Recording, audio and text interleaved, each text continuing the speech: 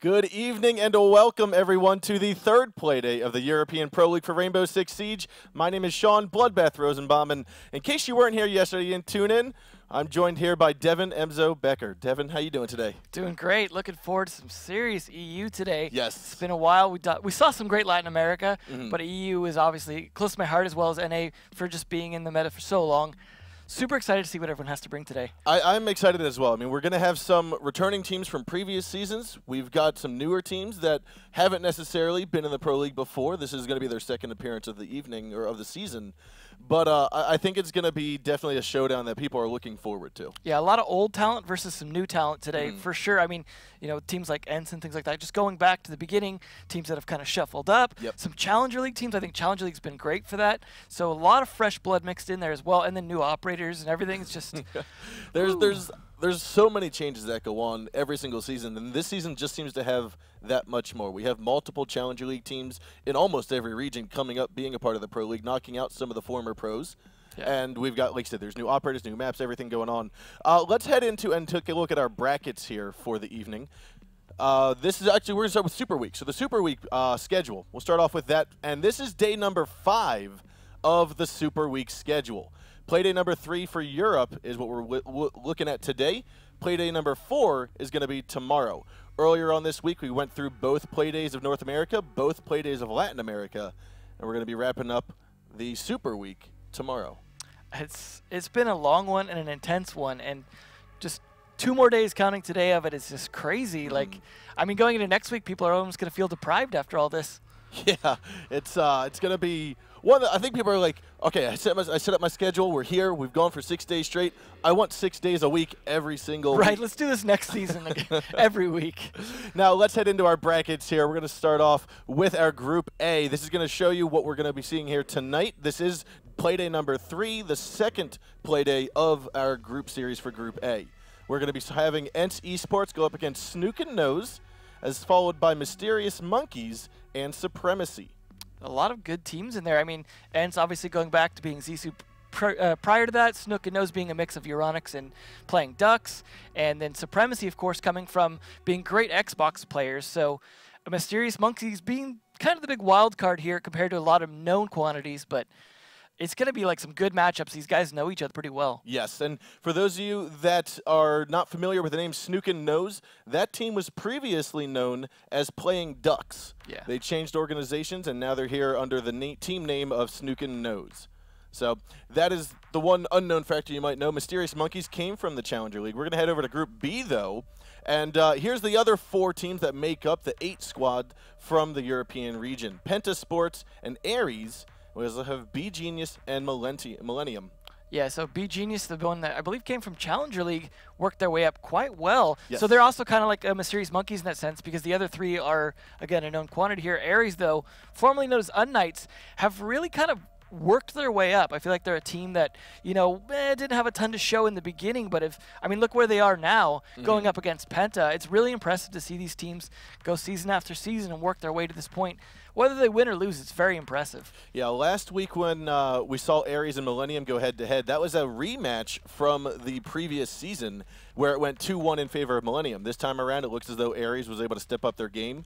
They'll go up against Penta tomorrow night. Group B is going to be tomorrow. Group A is what we're looking at today. Let's take a look at the schedule so we can just lay it out for you as exactly when we're going to see it and who we're going to see play. Snook and Nose and ENCE Esports going to be the first best-of-3 series today, followed by Mysterious Monkeys and Supremacy. So those are going to be both good matches today. I don't think either of those is really going to be kind of a wash one side or the other, but every time we say that, every time we think it's going to be a 2-1, that's when we get the 2-0s. So I don't know. I mean, this first match is definitely going to be pretty intense, I imagine, just because Snook and Nose are a pretty strong team, and ENCE been around since the beginning. Like, these guys know each other pretty well, and they know their maps, they know the meta. This is where they're going to have to kind of bring out some surprises for each other, I think, at this point. Yeah, I feel as though the teams of Snook and Nose and ENCE are very well aligned. They know each other, obviously, very well throughout being in the Pro League. I think we have Snook and Nose, the organization of the players, that team has been in the Pro League since year 1, Season 3, where they made it all the way to the grand finals of the LAN event for PC. Yeah, before Playing Ducks kind of like fractured off, I guess, and then they brought in people from Euronics that were great players, and that was a great absorption of another great team as well. So it kind of meshed those two together into one team that's still here, still playing strong. Yes. ENCE, on the other hand, not a lot of roster changes. They've been pretty much the same set of guys, but it's a great set of Finnish players going all the way back to Season 1. So that is it. Now we're going to head into our first interview of the day. It's going to be here with Shate from ENCE Esports. Shate, how you doing today? I'm fine. I'm ready for the match, and I'm hyped. I think everyone at home is also very excited, as well as we are here in the studio. So you, one of the things I want to ask you about, we talk about different aspects of gameplay and different aspects of team composition and so on and so forth throughout our different interviews. What I want to hone in on here with you is the significance of the ACOG being removed from 2-speed and 3-speed defenders. And I want to get your input as to how that has affected the playstyle in the terms of defense. Not very much. It's all about adaptation. I think in this level you have to know how to play ACOG and Holo side or Red Dot and Reflex side. I don't think there is much to change.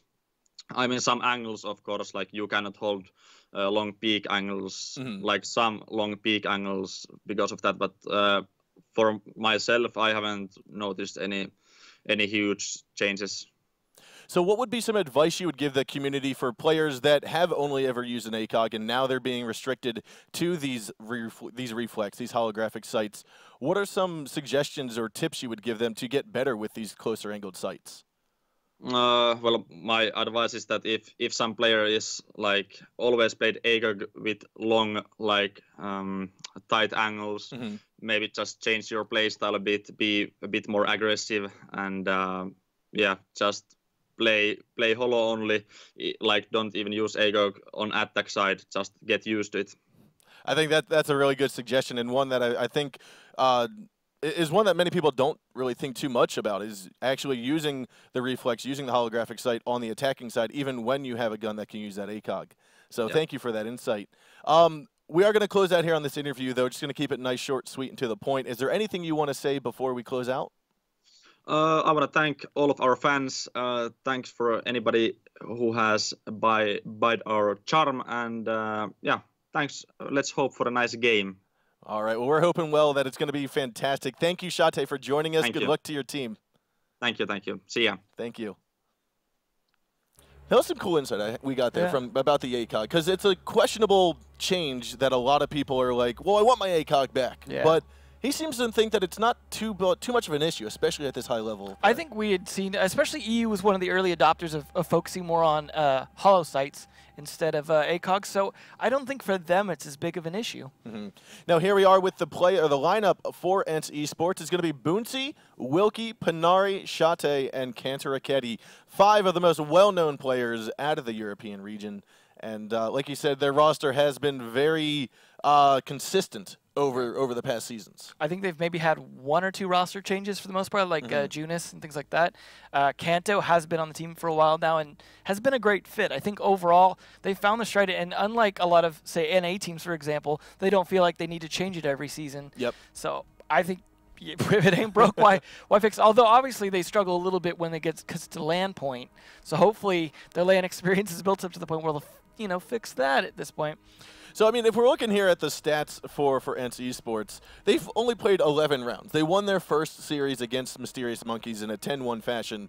So I'm looking over here. I saw Boonsi. What kicked out to me was an 80% headshot ratio. I go up and say, okay, he's only got 5 kills. But in 11 rounds, that's not too terrible. No. Especially if you're Boonsi here, you're playing the support operators. To me, I think it's a very, very good stat we're going to see here from these guys. Yeah, I mean, they obviously pick their battles when it comes to the headshot ratio. So I think that's nice. And we see a lot of flexibility in these players, too. Like, one thing I noticed in watching some of the previous matches was that Wilkie and Shadow, for example, would both play IQ.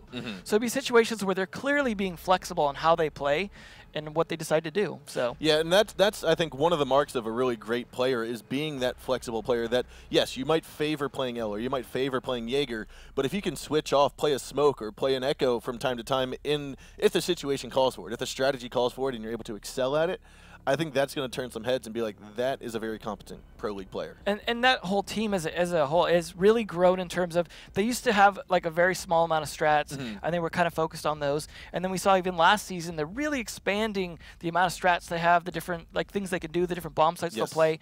And I think we're going to continue to see that from them, that now it's going to be very much about counter-stratting the other team. It is going to be about counter-stratting the other team. And speaking about the other team, let's head into our next interview here. It's going to be with a substitute called Leon Gibbs. Leon, how you doing today? I'm good, man. How are you? Doing very well. We played earlier today in some ranked. I enjoyed the victory. But, yeah, it was pretty fun. But no, it's good to have you here. So you are from the team Snook and Nose, and you're filling in for which player today? Snookin. For Snookin. Yeah. So he's not going to be playing with us today. Why don't you tell the community a little bit about you and how you got onto this team, since I think this is your first Pro League year, or Pro League season, correct? Well, I've been 17. Well, I've recently turned 18 like 2 months ago, so I've been obviously not being able to play. But as soon as I turned 18, I've been putting my effort in, and then Meepy put out a request saying that he's looking for a new sub. And then I put in a request, and then I went through trials, and then they put me on. Awesome to hear. Awesome to hear. So one of the things I want to dive in for here today is, what do you feel are some of the major roles that Ella fulfills on a team? Because we saw Ella, we see her constantly being picked as one of the highest picked defenders, and she's got to fulfill some role. So I want to know from you, what do you think those roles are? What are we seeing her played as? Well, Ella's very versatile. She can be played off-site and on-site because she can stop the plant with her charges. And when she's offside, she can deny people from pushing because it slows them down, makes them weaker, and makes them more viable. Not viable. Makes them easier to attack. So we're seeing her basically in almost like a Smoke-esque role, where as Smoke, you can play Smoke on site. You can go to stop that plant. But we've also seen earlier in previous seasons, Smoke can be used as more of an off-target or off-site defender, right? Yes. Awesome. So with that, is there anything else that you'd like to talk about here? That's our topic on Ella for now. But is there anything you want to bring up or mention before we close out? Just for everyone who's knowing about Snooker, he's got some personal issues right now that he's got to go through with like school and stuff. So everyone is wondering that's why he's not playing today. Gotcha. Well, thank you, Leon. Thank you, Leon, for joining us, and good luck to your team today. Thank you very much. Thank you. Bye. So Ella, having a little more insight into how she should get played or might get played, a defender on site or off site. We've seen a lot of demonstration of the off site, especially this season. So Snookin knows Meepy, Secretly, Lackey, Leon Gibbs joining us today instead of Snookin, and then Renewals, a very solid set of teammates here that like I said earlier, came from a little bit of Euronics, most of them from the original Playing Ducks that kind of broke apart. But these guys have been playing together for a while, other than Leon, of course. And I think they have a very solid synergy between these guys here. And they seem to show it. I mean, obviously getting to where they are right now, again, this season, they've been a team that maybe hasn't made LAN all the time, but they've always been a good contender for it.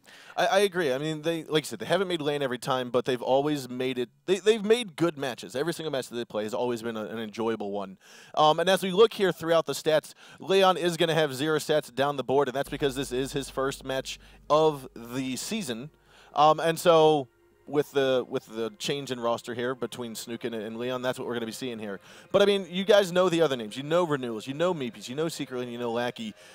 These players are fantastic. They work very well together. Yeah. I mean, I hope Leon has had a chance to practice well enough with the team to be prepared, because this is a high-stakes game right here. So to bring in someone this late is a little risky, but it's better than playing 4v5, right? So let's hope Leon's got it together. I mean, the rest of these guys know what they're doing. Like, their call-outs have got to be pretty succinct and good, and as long as Leon fits in with that, I expect a really good match. But I mean, obviously, ENCE has a little bit of an advantage in that sense that their roster is consistent. They're playing with their core 5. Yeah. So, speaking of the 5, let's head on over, take a look at our top 5 picked attack operators here coming out of the European scene. After 2 weeks of play, we have Hibana at a 93% pick rate. The only one beating out Ella at this point. It's definitely been a case where it's like just so useful. I mean, that's what it comes down to, is like there's a lot of times, you know, guns factor in, but more often than not, this is a game of strategy, and utility is a huge factor. So someone like that just, I mean, having less risk, really. I think the way to look at it is, we have on the defensive side, how many, or what is the most effective gadget or the most effective utility. It's going to be a reinforcement. And that's the one everyone gets 2 of. Everyone gets 2 of, and that's going to be your most effective utility that you have on defense. So what do you need as the attackers to help break that defense? Something to get rid of that most impactful utility that the defense has, which is going to be your Hibana, which is going to be your Thermite, getting rid of those hard reinforced walls. Yeah, and now obviously Hibana was a little more effective last season before bandit tricking was something you could do on the Hibana pellet. So I do think this could shift a little bit over time, just in the case that like there are more and more sites where people are actually willing to bandit trick that, or people are having to use X Kairos to take out ADSs and things like that. So it's having to shift a little bit, but there's no denying the strength of Hibana on hatches. Yes. And that's really what it comes down to, is there's not any counter to that. All right, so let's head over to our defenders, our top 5 pick defenders coming out of the European region. It's going to start off with Mira, followed by Ella, Smoke, Jaeger, and Bandit. And it looks like that's almost a straight line across. We've got 74.4% for Mira, and the bottom of the 5 is going to be Bandit at 66.3%. This is definitely a bit of a shift from what we saw in Latin America, for Very sure. much. They're a bit more spread out, less of a Ella being like 90% or whatever dominating this here. So they're definitely a little bit more about their utility. It's good to see Jaeger back up there. At least in EU, they value those ADSs maybe a bit more than Latin America does, but maybe Latin America is just not chucking those grenades the same. Yeah, out of the Latin America scene, if you were following yesterday, Jaeger was the quote-unquote 6th one who wasn't shown on the board, and Valkyrie was in this top 5. We're seeing Valkyrie rotated out, and Jaeger is going to be in the top 5 for the European region. It's good to see taking away those ACOGs, though, didn't completely set these operators back because they had so much going for them. They were already almost most picks half the time anyways. This just makes sure that there's a little more decisions that have to be made in how you play them. But that also was the perfect time with Ella coming in to kind of replace Jaeger's roam. So it's a situation where I think everything kind of worked out to have a nice, like, almost even pick rate among these type guys. Look, it's between 66 and 74%. Like, it's very tight range there for these picks. Yeah, and I think what we're seeing here with the introduction of Ella and the lack of Valkyrie now on this top 5 pick is more of a hardcore, this is the 3-speed meta. Yeah. On the defensive side. And also you're seeing IQ played more and things like that. So some of those cameras are being a little less useful. Yeah, and so that's going to be our top 5 picked attackers and defenders for the European region. Were there any surprises out of any of those 10 operators we just saw? I mean, this is the standard one. Other than the new operators, it's pretty much going back to... I mean, I guess I'm surprised to see Mira so high compared to how we've seen in other regions, but the percentages were so low that I guess that part is not too much of a surprise, but it really comes down to reliability of operators, and we see that reflected in these. Now, we are going to take a look here at the map bans. Let's get into the phase here. It's going to be Snook and Nose will ban first, Ents will ban second. Now, again, there are 9 maps in the pool. Teams are going to ban back and forth until there's only 3 maps left to go. Each team will select a map to play on. The 3rd map will be that decider map. It's going to start off here with Snook and Nose. Well, taking out Oregon already. That's something we've seen a lot this season, so that's taking that off the board right away. That's interesting. Just both these teams don't much care so far this season for Chalet or Oregon, so I wouldn't be surprised to see both those go.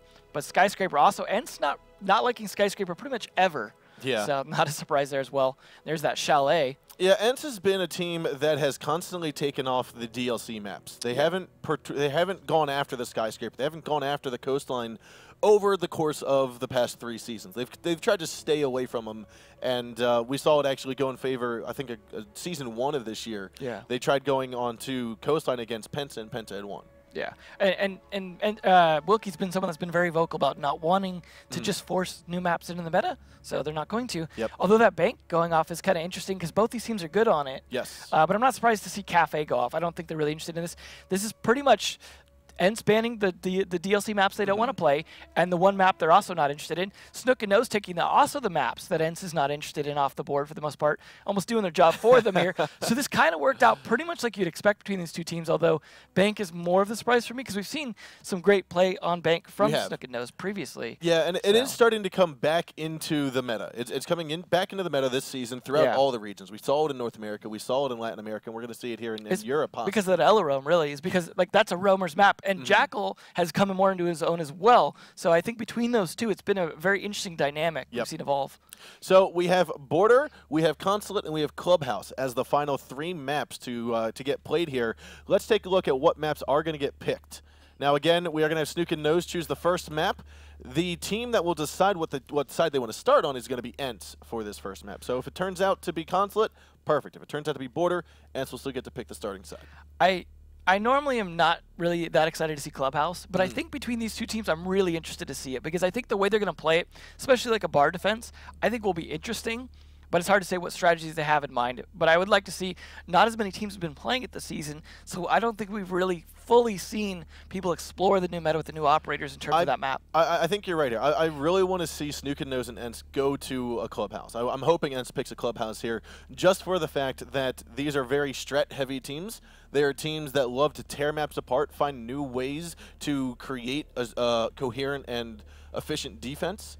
So I want to see if they can possibly build upon some of the aspects of a cash room hold that we've seen before. Absolutely. That has worked out. I want to see them progress on top of that, make it more proficient. I could see one of these teams, too, even trying to bring out another site if they have a pocket strap for it. But Consulate, I think, going to be a good one. Unfortunately, Clubhouse going to be the decider. However, between these two teams, I think there's a good chance 3 maps, so I'm not too worried about it. Yeah, so that's going to be our first map of Border. Consulate becomes our second map, and Clubhouse will be our third map between these two teams. Again, yes, we wanted Clubhouse, but if you look at the maps, Border and Consulate seem to be more balanced in a sense of what we're getting to. So let's take a look at our community vote here, and we'll see just what you guys think of how this will all turn out. It's going to be 27% for Snook and Nose, 73% for Ents Esports. I think you guys are favoring Ents out there. Yeah, not quite the near 50-50 we saw last night. Ents obviously being, like I said, more of a known quantity. Obviously, having a sub in today probably didn't factor in, though. So let's head into the game right now. It's going to be onto Border as our first map is going to get underway. Snook and Nose going to be on attack, and Ents Esports on defense. Of course, going to start upstairs. Not a big surprise on that. We have very few teams that are willing to start on another bomb site. We have seen quite a bit of Border this season, last season, pretty much this year. It's really a map that kind of evolved, partially due to Mira being introduced earlier on in the year. It's kind of changed things up, made this map a lot more viable. It was one that people were interested in before, but I really love seeing the evolution of this map. Not a lot of really strange picks here going out in terms of operators. Pretty standard for the most part. Yeah. You've got the Mira for the defense. You've got a Bandit to be able to block the walls, make sure those stay secured, a Smoke to be able to deny plants, and then a Roam, of course. Be curious to see how far offsite Wilkie plays with that Jaeger, though. I feel as though what we are going to see here is actually a Fountain room hold. They're reinforcing all 4 walls of Fountain, which to me, I'm feeling like we're going to see 1, if not 2 Miras placed down here. Yeah, and we haven't seen maybe as many office pushes as we had in the past, but they're definitely preparing for that and making sure. I mean, it's a lot easier in some ways to defend the A side, the A wall, because it's very known how to do that for the most part. So they're obviously putting a lot of attention to make sure the office side is as well secured. They obviously have a little bit of roams downstairs as well.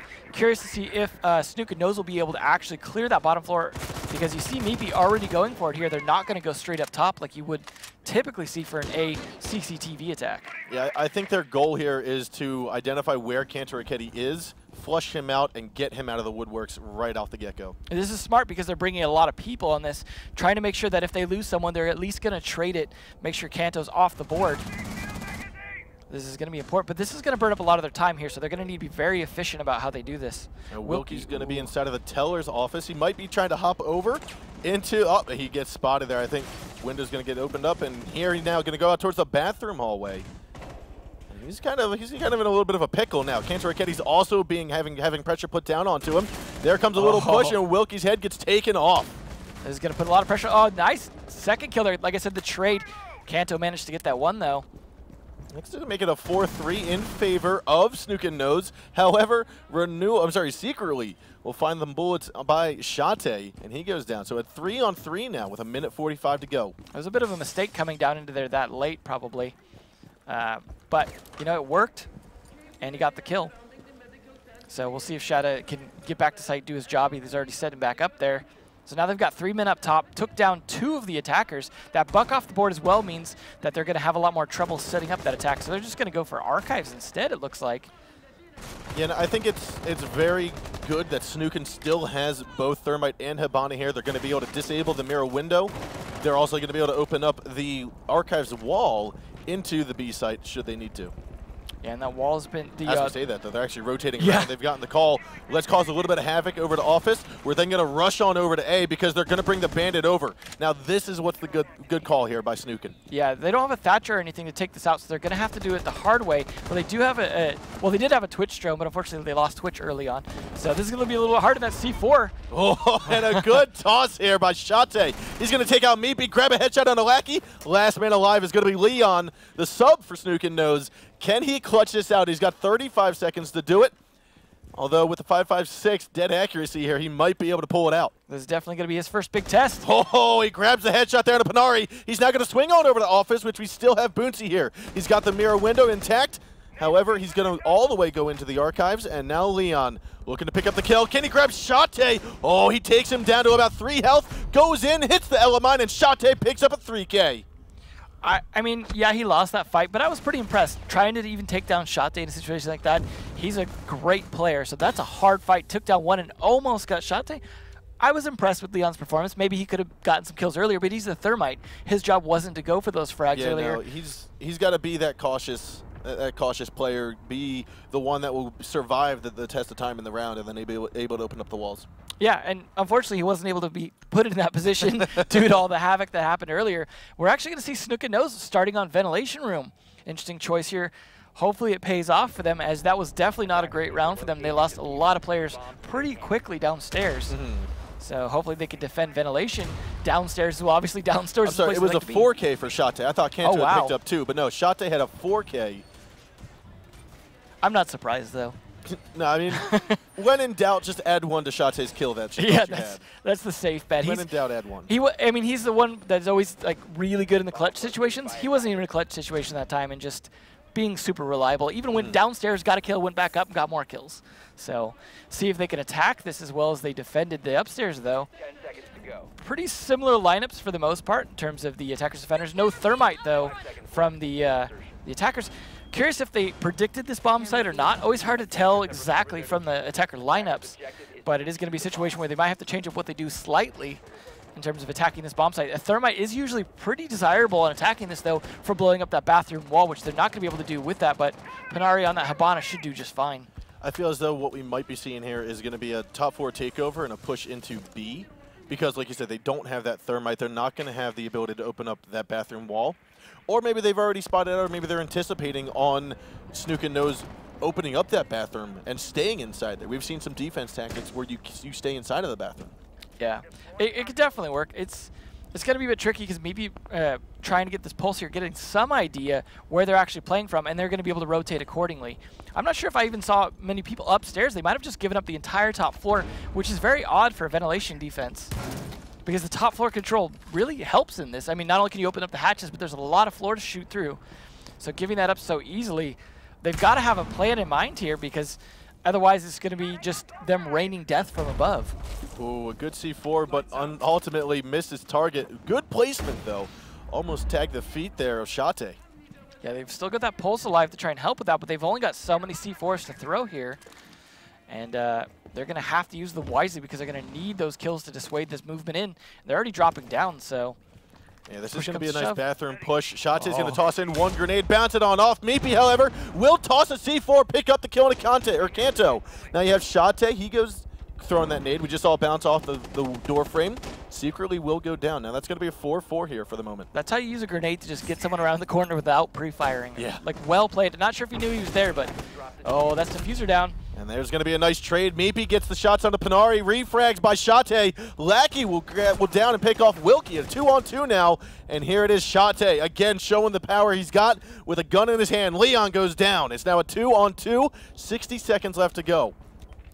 So now this is where push comes to shove here. The attackers have a little bit more health, but the defenders potentially have some positioning advantage here. Shate might not have another grenade to bounce around the corner here. He's going to have to actually fight it, but he at least has Boonsie droning for him, and that's going to be a big problem for Renewals. Oh, and there it is. There's the bait and switch. Shate got the shots down onto Renewals with the bait from Boonsie's drone. Now Lackey knows where the shots are going to be coming from, where we're going to see Sledge moving into, but Shate's droned him out. He's going to have to relocate under the drop hatch of the middle office. Diffuser has been picked up by Shate. 25 seconds to go, and it looks as though they might try to move over. Lackey might have the upper hand here. He's going to see Boonsie. Hears it, grabs the frag down onto me, actually injured him in the process. Now Shate's going to be hard right on the door. He's also been hit by an Ella Mine, and I think Lackey knows it. With no more Ella Mines to go, he's going to be peeking on around the corner. Lackey just unable to get on around, but Shate with the SMG-11 kill will swipe him down. I think that might have been a 3K for him on this round. Again, just kill after kill after kill. He got the frag nade. He then got the SMG-11 kill on the next member of the Defender team to be inside a bathroom, and the third and final one there. What I love about watching Shate play is you can see the calm in him when he did it. When he fought Leon there, when he just ducked, moved over, picked his shot, like he almost just seemed like he was just in that zen moment of just like, no problem. You didn't see like that kind of frantic movement you see from a lot of players when they're trying to land those shots that they know someone's over there with the pre-fires. It's just, I don't know, it's just calm and focus. But we're going to see if ENCE can actually do the same, try to do a similar defense on Ventilation Room, but I imagine they're going to have roamers upstairs here and play it a bit differently. We're going to see our first IQ. I'm sorry, that wasn't a 3K. That was an ace. Just add one. No, that was least. adding 2. Yeah. Guys, there are too many kills that go on in a single round of Rainbow Six Siege, and they're all done by Shate. That was a 4K to start off, then a 5K to finish off that round. It was a close one, though. I feel very bad, too, because I think it was 2 weeks ago when we saw ENCE play, Wilkie had an ace, and I called it a 4K, and he called me out on Twitter for it. And I feel as though Shate is going to do the same thing here in a few hours. Yeah, no, but Shate's always been impressive in terms of getting a lot of kills for his team, so it's not a huge surprise. The thing that always kind of bothers me a little bit is I feel like Kanto was a top fragger right before. He was a very strong fragger, but he just, I don't think he's been performing the same on Ella that he used to on Jaeger. And I feel like we're seeing a lot more performance than from Shate, partially because Kanto hasn't been nearly as effective, but maybe he's just doing a different job than we're seeing before. I'd beg to differ that it's actually the other way around. Shate, or Kanto, is not really necessarily shining because we see Shate doing so Taking well. all the kills from him. We see him performing so well. Yeah. But they're going to have to take, it looks like they're trying to take a lot of this bottom floor first here rather than just strictly top down. Now, you talked about it before, we mentioned it earlier, that this team of ENCE, they have been known to swap operators. Wilkie's going to be on Mira this time instead of Shate. Yep. And Shate's going to be on Jaeger. I feel like Wilkie and Shate are the two that swap the most between them. And they're both kind of very great, reliable fraggers in this game. So it's not a big surprise to see them both change that up. But it's interesting that they have that flexibility. That's a rare thing in Siege, I think, is to be able to swap operators that fluidly. Shate even trying to pre-fire through some of these walls here. This looks like a very heavy push on bottom floor only. Yeah, they are not going to the top. Against S-Nose is all about the bottom floor on this map, it seems. Oh, and Shate's going to be tucked around inside of the corner by the mattress. Lackey's going to spot him out, call it on. We're going to see most likely secretly peep on through the door, go for a frag. And Shate's able to escape with his life. Snookin knows they need to have cover from above, which it looks like we see Boonty here. He's got the drop hatch. I don't know if that's open or just a hole in the wall, but Shate will finally go down by renewals. That's a big kill because he was the main one on site, and he was usually their fragger pretty much for 9 out of 10 kills this entire map. So, ooh, and there's going to be a nice SMG-11 kill from Boonty. That's a great trade back, still using that top floor to their advantage despite not being contested up there. Although they know he's up there now, so he's going to be in a tight spot if he tries to rotate down through that hatch. Might just go and use the other hatch instead. So 60 seconds on the board. Secretly, he's going to toss out a frag grenade. And the first one from Renewals will go on, forcing Wilke to fly on off the ground. Boonty still above, along with Kanto Raketti. Panari will be down on the ground, and it's going to be a 2-kill down. Panari and Boonty leave the floor, as well as Kanto, and it's going to be Snookin Nose finally on the board after 3 rounds. It's 2-1 in favor of ENCE. That was a very solid play for Snookin Nose because they didn't bother with the one person upstairs. They pretty much put all their focus downstairs, and they took out the site player very fast on Shate, and then just started decimating everyone else. I feel like they maybe lost 1-2 members of their attack in that, got the walls open very quickly. It's just, that was, I think, a textbook attack on that bottom site, but also taking advantage of the fact that they were spread out quite a bit and didn't have a lot of people working the actual site. So well played by Snookin Nose.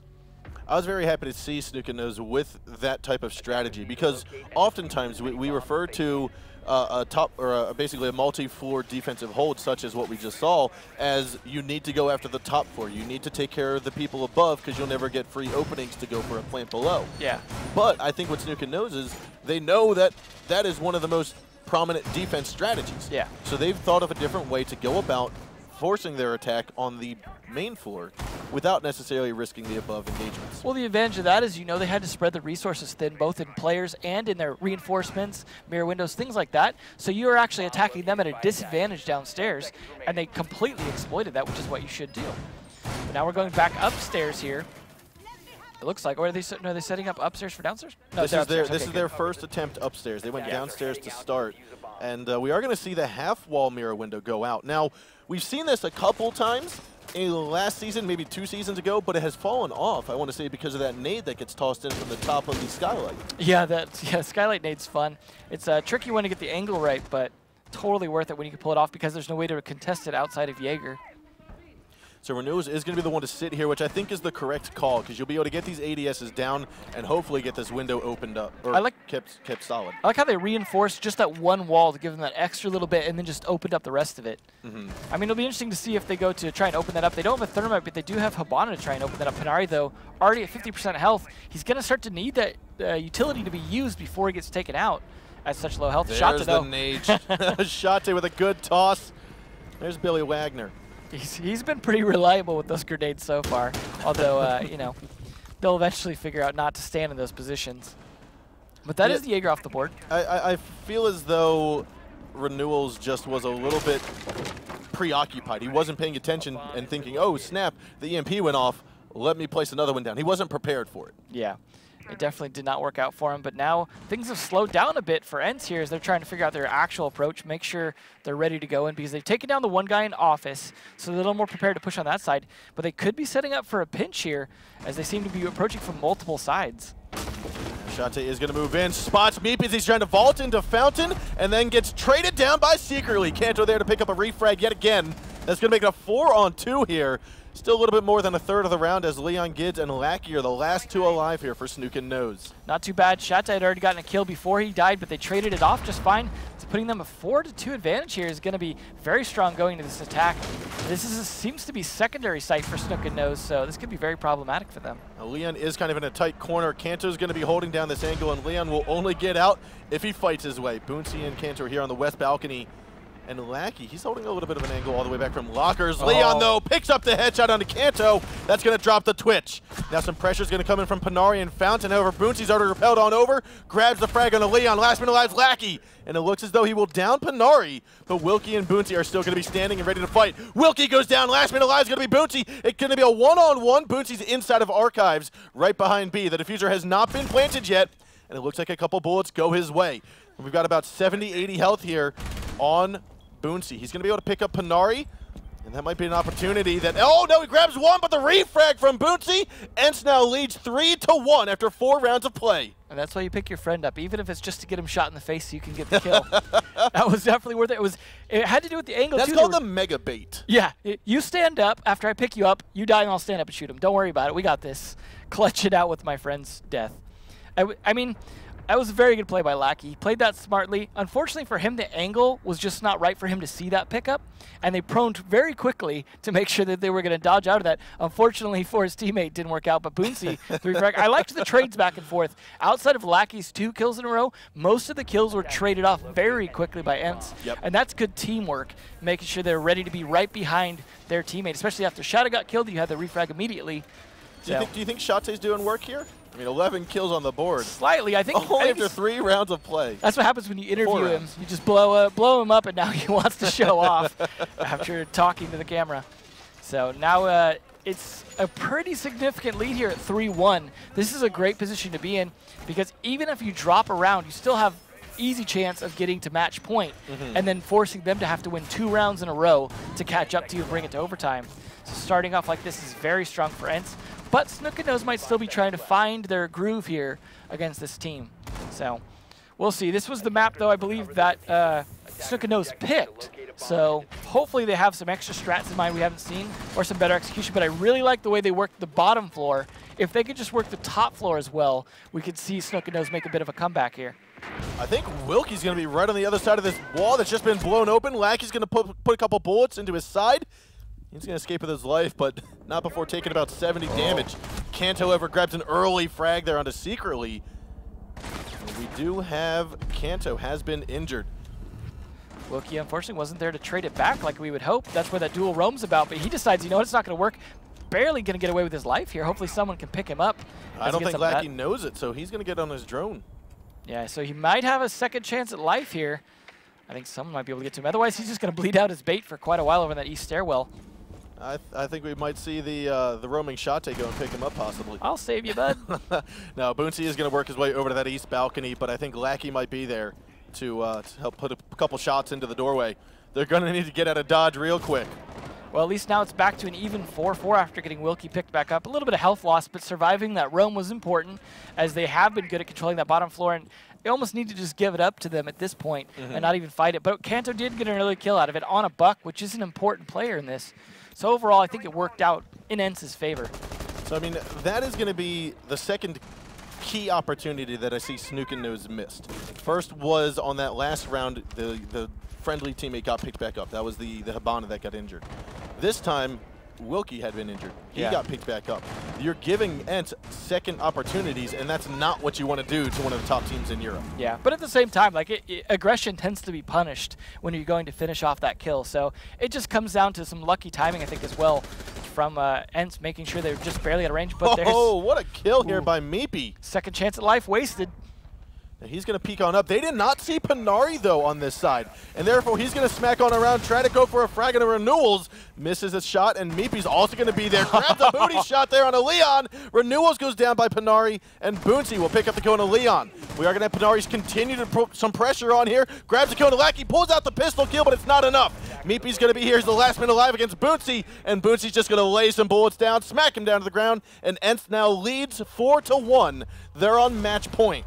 Man, that mirror window made all the difference in the world for Panari right there. He could see clear as day where they all are. Having 3 people in a situation where you know there's visibility, you know there's a pinch, because neither of those positions that Panari or Boonsy were in are uncommon at all. You had to know they were there. I bet they wish they had some kind of utility grenades or something to clear them out, and that was really the problem for them. Pushing into it that late with the man disadvantage, potentially, it worked against them for by far. And match point now, going back to Ventilation Room, this could be a bit risky. They haven't shown strong play on the top floor either, so this could be their chance to bring it back one round. But they've got a heck of an uphill battle to climb on their map. Going into the next map is going to be Ence's pick, so hopefully that works out in their favor. Although, you never know, maybe Shate will slow down for a minute and they'll have a chance. Although we've seen some great plays from Boonsy and Panari on that last round especially as well. So I don't think it's all on Shate's shoulders by far. Oh, no. I think he's just having a really strong game today. He's performing very well. He's on top of it. And I think a lot of this goes down to the team's cohesiveness, the team's synergy, and the team communication. It's the magic of that Zissou candy that they have. Well, I mean, going back to the conversation we had earlier about the lack of change in Ence's roster over the course of the seasons is because they restrict their player pool to Finnish-speaking individuals. Yeah, that helps a lot, whereas this is more of a mutt team on SNOs. They have a more of a mixed roster, and that's something they'd struggled with in the past on playing Ducks, I think, as well sometimes, too, was just language occasionally being a factor. Yeah, and I would hope that Leon fits fine into the communication with the language. He seems to speak English just fine, so hopefully that isn't a problem for them. But yeah, like you said, all speaking Finnish means they could speak fluently in their native language to each other. So this looks like they're setting up for this office push again. And what I am finding a little out here, we have a Sledge and a Buck together being on the attacking side. So they're opting to not go with an extra Thermite, but insisting on bringing more soft destruction ability. That tells me they really want to decimate that floor and work from the top down more than anything else, and make sure they get those kills without dropping in, because they know when they contest on the even floor, on the bottom floor with them, it becomes a real problem for them because they just can't seem to win a lot of those gunfights downstairs. So in this case, they're just going to have to fight it from top down and take advantage of that. So here we are now, still 1:45 to go, and the push from Ent is going to be onto the archives. Shadow trying his best to get this guy to that corner. Kanto, though. There it goes. Leon Gids with a nice C4 kill into Kanto. Meepy, however, will meet his fate by Shate. Lackey's going to be underneath here. That's going to be the castle place from underneath. We also have Leon trying to still peek on up from the ground below. Good timing with that smoke there, blocking Shate's attempt at killing him. But Wilkie's going to get the kill that he needs. Here it is now. Yes, Wilkie did pick up the kill into secretly. Leon, though, showing that he can still frag around. Vector kill into Panari, 3-on-3. It's looking like, I mean, health-wise, Snook and Nose is doing a bit better here, but there's still a minute left. Plenty of time for Shate or Wilkie to show up and get some kills here. Even Boonsy on that Thatcher. We've seen some great Thatcher kills, so definitely could be an Ents round 2. I mean, obviously a lot of pressure to win this round on Snook and Nose, as they don't have any chances left on this map after this, and this is their chance to get knocked back down to the losers bracket. Oh, and there's Shate. He's going to grab yet again another kill here on the renewals. And guys, we know that the sound is off here for a little bit. There's some technical issues we're having. We're going to try to get this working as soon as possible. But there are 30 seconds left to go. It's up to Boonsy, Shate, and Wilkie to shut out the round here against Lackey and Leon. And if they do so, they're going to take this victory 5-1 on the first map in this best-of-3 series. Lackey's going to go back into the A site or into the B site, as the first frag of 3 to come is going to be from Lackey onto Shate. Wilkie's not going to make it easy as he takes out Leon. Last minute alive is going to be Lackey. He has the potential to his left side. Is going to be Wilkie and Boonsy. Lackey's got his back to him. Wilkie picked up the frag, and Ents Esports will win map number 1, 5-1. A very strong start there from Ents. Definitely seemed like it was getting a little bit hectic towards the end, especially some of those Lackey clutches there. But just sheer manpower wins. I mean, it seems like every time, by the time you kill Shata, he's already done his job, so it doesn't even affect all that much other than stopping him from killing the rest of your team. Wilkie, I think, showed up pretty well there. So far, I've been impressed with Leon. I feel like he's done a good job being part of the team. You see him being one of the top fraggers there with Meepy. I feel like even as a utility operator, getting as many kills as he has, because he's been more of a support player, has just been doing a fantastic job. I am not so concerned about him being a problem for this play. Yeah, I don't see him being a thorn or basically an edge in this round ball that is Snook and Nose. I feel as though he's fitting well with the team from what we saw here on this first map. Now, unfortunately, as good as you might fit onto a team, if the team itself is not prepared for for the slaughter that's about to come their way, it will be a slaughter. So that being said, Ents Esports won that map number 1. Our second map of the day is going to be on Consulate, which this is actually Ents' pick. Yeah, and obviously, Snook and Nose picking that last map, they were showing off their strength on the bottom floor, but in the end, it didn't win the map for them. Agreed, it didn't. Let's take a look at some of the highlights here from map number 1 on Border, and the majority of them most likely going to be Shate here. He had picked up 13 kills, 11 of them in the first 4 rounds of play. That was a good round for Leon that we saw, despite him losing it. Shate, yeah. This is his ace, his ace round, and unfortunately, I called it wrong. I thought it was only 3, possibly 4. Hard to keep track of all of his kills. That was a nice play. Almost shot his teammate in there, too. Some great attacks here. Just knew how to push the corners, whether it be using grenades or pre-firing calmly. Lackey, though, I think played really well this round. Just couldn't pull it off the way he wanted to, but it was very close. I was impressed. That was nearly a clutch for him, but reviving that teammate really worked out. Little target there for a bit. This is Panari, though, really excelling on this particular defense here, using that window. Clears day to his advantage. And there it is. Lackey's still going to try to push this, and Panari comes out on top. He had a prone instead of barbed wire. I feel like if you prone instead of barbed wire, it should actually move you backwards. Like, that's how slow you kind of go. Yeah, you're pretty much trapped at that point. You might as well just hope you get all your kills, because you're going to be laying there for a while, dead or alive. So again, our second map of the evening between these two teams is going to be on Consulate. One of the most, we'll call it, one of the maps that has the most rounded bomb sites, where teams really, if they have favorites, they don't have disfavorites, we'll say. Yeah. They don't have unfavorites. So with regards to the bomb choices, because there are 3 and they're all viable. The nice thing is, like, a lobby that actually gets played by Snook and Nose here. Yes. So I think we'll see lobby, we'll probably see top floor and garage, so we'll probably see at least 3 bomb sites between these two teams, but it'll be a good set of change-ups, I think. So let's head into the game here. Ents is going to start on attack, Snook and Nose going to start on defense, and it looks as though we will go down to garage. We're going to have the Smoke, Echo, and Ella. They're making sure that a garage plant will not go down. Yeah, definitely. And previously they had started on console when they played this before, so this shows they're definitely changing things up a little bit, which makes me think they're probably going to play all three because they also play a lobby. So this should be good. Echo has kind of had a bit of a mixed usage on this particular bomb site. Sometimes we've seen it work, but a lot of times I haven't seen it be the key thing that stops the diffuse or stops the plant, or is the most important thing, because it can be pretty easy to put a lot of pressure on Echo from multiple sides to where he can't sit comfortably in that cafeteria, for example, especially if there's a pinch from there. But Renewals has also been the one we've seen really struggle. So, for example, Renewals playing on Coastline. Coastline is the time where we saw Renewals on that Echo time and time again, just barely missing those saves, and that had been a big problem for him. So, ladies and gentlemen, we are still experiencing some technical difficulties, so we are going to be re-hosting this first round. 5 seconds to go. So, with that, while we get this lobby re-hosted and try to figure out what exactly is happening with the sound issues, we're going to keep you posted with more consulate talk. So, Yeah. with more consulate talk, because as we saw here, basement hold is what we're going to see. Now, like we pointed out, they brought the Echo, they brought the Ela, they brought the smoke. What they didn't bring was a Mira. Yeah, they're definitely not going to have as much of a visibility through the wall and cafeteria into there, but there's a lot of easy holes you can set up. I don't think it's super critical, but depending on how you want to play the defense of it, it seems like they're focusing a bit more on spreading out that defense with the Echo drone, kind of Echo hanging out probably in cafeteria or in the small little office, and then having that Ela roam, having the smoke, maybe even a little bit of roam on that. That's going to be their effort of denial rather than focusing all their effort on just stopping that garage push. Yeah. I mean, if you think about it, you think about a well-timed smoke grenades, you can do 40, 45 seconds of diffusal denial. Echo can do in total, if with his 3 charges, you time them perfectly, probably around 20 seconds or so.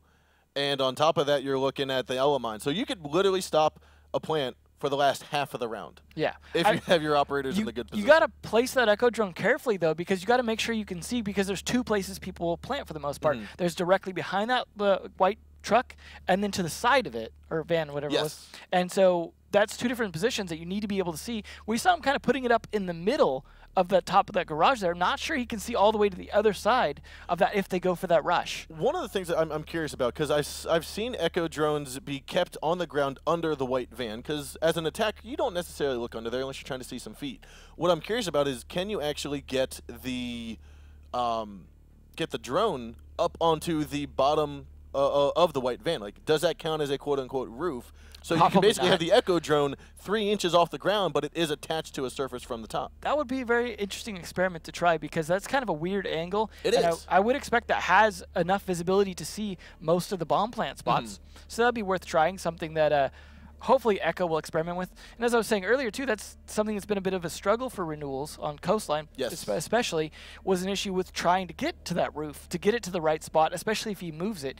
I think he does a great job on the Echo, but I think there was a couple of rounds lost previously due to his failed Echoes, and also due to a good play by Glaz sniping his drone. That also helps, but it's still just a case of, like, I think he's good on it, but it's been, unfortunately, a little bit of an Achilles heel for them. So depending on this map, when they're this far behind, might be a bit of a risk for them. So I hope he's practiced. It does feel like Snook and Nose might be relying a little bit too much on that Echo. Yeah. Yes, it can make some fantastic end-of-the-round plays, especially if that Echo is still alive and he has all 3 beats. But at the same time, you can't necessarily rely on that, because you could run into issues like we saw Snook and Nose run on Coastline, where they tried to get the drone up and just in time it hit hit some little crumb on the ceiling tiny thing, and it wouldn't click, so you can't actually destroy, or you can't stop the diffuser. You can't trigger that that disorientation. Yeah, and you only get 1, and that's the thing, is with that setup, as opposed to Smoke, where he can be a bit more flexible in how he defends different spots, that Echo drone, a lot of times, if it starts moving, probably gonna lose it. Like, you mostly get 1 chance to fire that thing off at the right time. So it's a case where hopefully he won't have to use it. Hopefully the Smoke will be able to do his thing. But the problem I find is that between Smoke and Echo, Smoke can hold his own without his smokes. He's got the great SMG-11. He's probably going to be on a shotgun as well. He's fast enough. He's flexible. Echo's slow. His gun's not the greatest. It's better now, but it's not the greatest. And if he misses his shots, he's got the 1 yokai. So between the 2, I would take Smoke over Echo any day. But the combination of the 2 can work great if you time it right. I agree with you there. Now, ladies and gentlemen, we are going to get back into the game here. We are on Consulate, our 2nd map of the series. And here we go. It's going to be, again, Ent on attack. and Snookin' Nose on defense. Now, I believe they're going to have to set up the same, or, with the same operators, the same bomb site, despite the rehost there. So it's a case now where ENCE has a little bit more idea how to do this. They're not going to change up their operators necessarily, and they also don't necessarily need to. But it does look like they didn't bring a thermite, so they might have been setting up, for example, with that Blackbeard, to take the lobby or the top floor instead. I don't think they get a chance to change their operators, so they're just going to have to figure out how to make these ones work for a garage attack. Yep. But at least they have a bit more time to discuss it. I'm sure they were discussing it during the rehost. Okay, here's how we're going to use what we have to make this attack work. I would hope, as they often do, they tend to push from admin, which is, as I said yesterday, something I think is the most effective way to take this map regardless of bomb site. It seems to work very well, except for also the occasional attack on projector if they're playing top floor can work as well. So I would imagine they would push from there as well and take it top down. Yeah, I feel what we'll likely take, or what we'll likely see here from ENCE is going to be take over the reception area, main lobby, open up that drop hatch into kitchen, and potentially push in from the back of server because they don't have that thermal. Yeah. I mean, we'll see how the Habana gets used. Could open up a little bit of the garage, provide some peeks in, at least put some pressure so they can't move comfortably in that garage area at least. Maybe, just someone there just to start shooting. Maybe the Blackbeard even to peek in through those holes, take advantage of that face shield, just to have that pressure. But then they also have the batteries on it, and there's no thatch or anything, so they also have to deal with taking out those batteries if Habana even wants to open that up. So it looks like they are going for a top-down take here, which is, again, I think the ideal way to do this. Hopefully it works out. Now, this is something we didn't see much of yesterday in the Latin America scene. We didn't see a lot of admin push. We didn't see a lot of admin pressure. And this is going to be, I think, fairly easy for them to pull off. I don't think there's anyone even defending top floor here. So hopefully they execute quickly on that knowledge. That's always the problem is if you're being a little too thorough and no one's like contesting it, that can bite you in the butt and that you don't take advantage of the extra time you should be getting to make that push. But there was a lot of cameras on the main floor that we saw them throwing out that it was Meepy placing some in those little spots kind of by that circle desk, things like that, that might give them a little bit of intel on where the push is going to go from the top down. Now, we are going to have, I believe that is Meepy, inside of the server hallway looking at the drop hatch from the main lobby. And generally speaking, when you drop to that hatch, you're going to be looking towards kitchen because that's where the most anticipated entry point is going to be. I like Shadow trying to do that safely from the drop hatch up there to try and clear out the batteries, but deciding that's just not working. I'm going to have to get down there and do it. But it's a nice try. Lackey still being flexible as well. Between him and Meepy, I think that's going to be the biggest problem with their push, is they're going to kind of have to go down to that side probably because they're not going to open the garage. They're going to have to push more from yellow stairs and from the cafeteria side, and that's where Lackey and Meepy are going to be a big problem if they don't get droned out. If they do get droned out, they could get a little trapped in there if they get boxed in, though. Now, I'm trying to spot out where Echo is because we know that there are four people all roaming around. Lackey, however, picks up the first frag on the Kanto. Meepy gets instantly traded back by Shate, and then Shate again. Lackey picks up a 2-kill here. So this is where they really need to take out Lackey now at this point, or he's going to be a huge problem. That 3-speed could have easily changed positions by now. So that was nicely played. Yeah, they lost Meepy, but it was absolutely worth it taking out the Buck and the Ash. This is slowly going in SNO's favor as, again, another kill on Wilkie. That's going to be, I think, the main reception. Boonty gets taken up on a shotgun by Leon. Last minute is going to be Panari. He's been spotted out. They are now going to work towards flanking him and setting up crossfires. You've got the right-hand angle shot by Leon. Lackey's going to be a hard left, and Secret's already holding down the hallway. This right now is going to spell disaster. And there's going to be a kill. Lackey with a headshot hip fire. Snookin' Nose goes up 1 round here on Consulate. So Snookin' Nose, again, playing no real roam on the different floors. Playing a bit more like they did on the border, playing all on one floor. And that seems to be working okay for them, as they seem to know how to do that very well. What we haven't seen from them is a really good multi-floor roam. So I'm curious to see if that's going to come out later. We have ENCE starting on the top floor now, so I imagine we're going to see a bit more of a multi-floor roam from them, wanting to make sure that that lobby isn't taken easily. See if Snookin' Nose goes for an admin push like we saw ENCE just do. I think that's something that, again, works really well. Would imagine they would go that direction. They're bringing sort of a similar lineup with that Blackbeard, but also a Thermite, so they're going to be able to open something up if they need to, although this is one site where Thermite can kind of be somewhat useless if you're not going to use those yellow stairs. So that was a little bit of a risky pick, thinking maybe they were going to be going garage first, but I mean, one of the things that we saw last round that I feel like ENCE kind of skipped over or missed opportunities on was the fact that they knew there was basically no roamers. They spent a minute and a half, if not 2 minutes, clearing out the top and main floors. What they didn't do was once they realized, okay, everyone's on site or at least in the basement, they didn't try opening up much of the floor of servers because they were basically dropping blind, trying to push in blind in a sense. Yes, they were droning, getting that information, but they didn't necessarily play that vertical game, which you can do if you're trying to flush people out of server. Yeah, and I think you have to assume there's people in there because you know there's 5 on one floor. They're not all going to be crammed into one room, so you know there's going to be spread out. There's limited places to hide. You pretty much have to expect there's going to be someone in that room. Nice Valkyrie camera here. Just tucked away to the side, get some good angles. Could take advantage of it here. Oh, Shate trying to go for the frag there onto Secretly. He's got a C4, but I don't think his arm's going to toss it that far. No, but that's definitely going to make Secretly quite a bit more paranoid. He's looking at him wondering where that camera was at because he knows he got spotted. Yeah, you don't be that aggressive as a defender looking outside unless you have valid intel. Yeah, they're looking for it. I think he's almost pinging the tree there, saying maybe it's in the tree. So, situation now where Secretly is very slowed down by that, which is good for them working into this. Not sure if that buck's even going to be all that useful onto this attack, because they're not going to be attacking top down. You could try and use it bottom up a little bit from the piano room, for example, but it's a little risky to do so sometimes. It's a good spot there by Renewals. Getting rid of that Ella mine at the top of the window. Now, it looks like they're not actually going for much of a multi-floor room other than Kanto possibly here. Everyone else is pretty much upstairs, but Kanto going to be someone who could sneak around here and get some good damage. Secretly does finally get killed by Shatta. Finally finished that job. Yeah, and that's going to be those two-way holes, looking up through the floor and down through the floor as well. That's, again, it's a wonderful kill there by Shate, and plenty of time here to still go for ends. Ooh, especially now. Couple more shots going to fly down towards Wilkie as he's able to get rid of Lackey down by the backstairs hallway. This is slowly unraveling here for Snook and Nose. Their lineup, I feel like, was set up a bit more for a different attack, and so far it's just falling apart. They do see that. Going to be able to take that out, set up for a run out here. Oh, nicely done. There it is. Wilkie picking up a 2-frag on the round. Leon will then get a refrag on a Kanto. Now, he called out that he's going to be repelled on the yellow stairs. However, he's actually inside, getting rid of some of that barbed wire. That's definitely going to give him away if nothing else did. Now he's got to find 4 with Wilkie and Shatta still alive, along with Boonsy and Panari. This is not going to be easy for Leon at all. But Meepy's there finally to back him up as Leon very low on health. Now, unfortunately for Shate, they don't have a rotate hole through, so he's going to have to stay inside a connector. There's not enough location or not enough opening for them to rotate over to the corner office. Oh, and a good C4, though, from Shate. He's going to get that on the Leon, and it looks as though Shate. Okay, so I thought it was a 4K. I'm going to say 5. Was it a 5? No, it was a 4.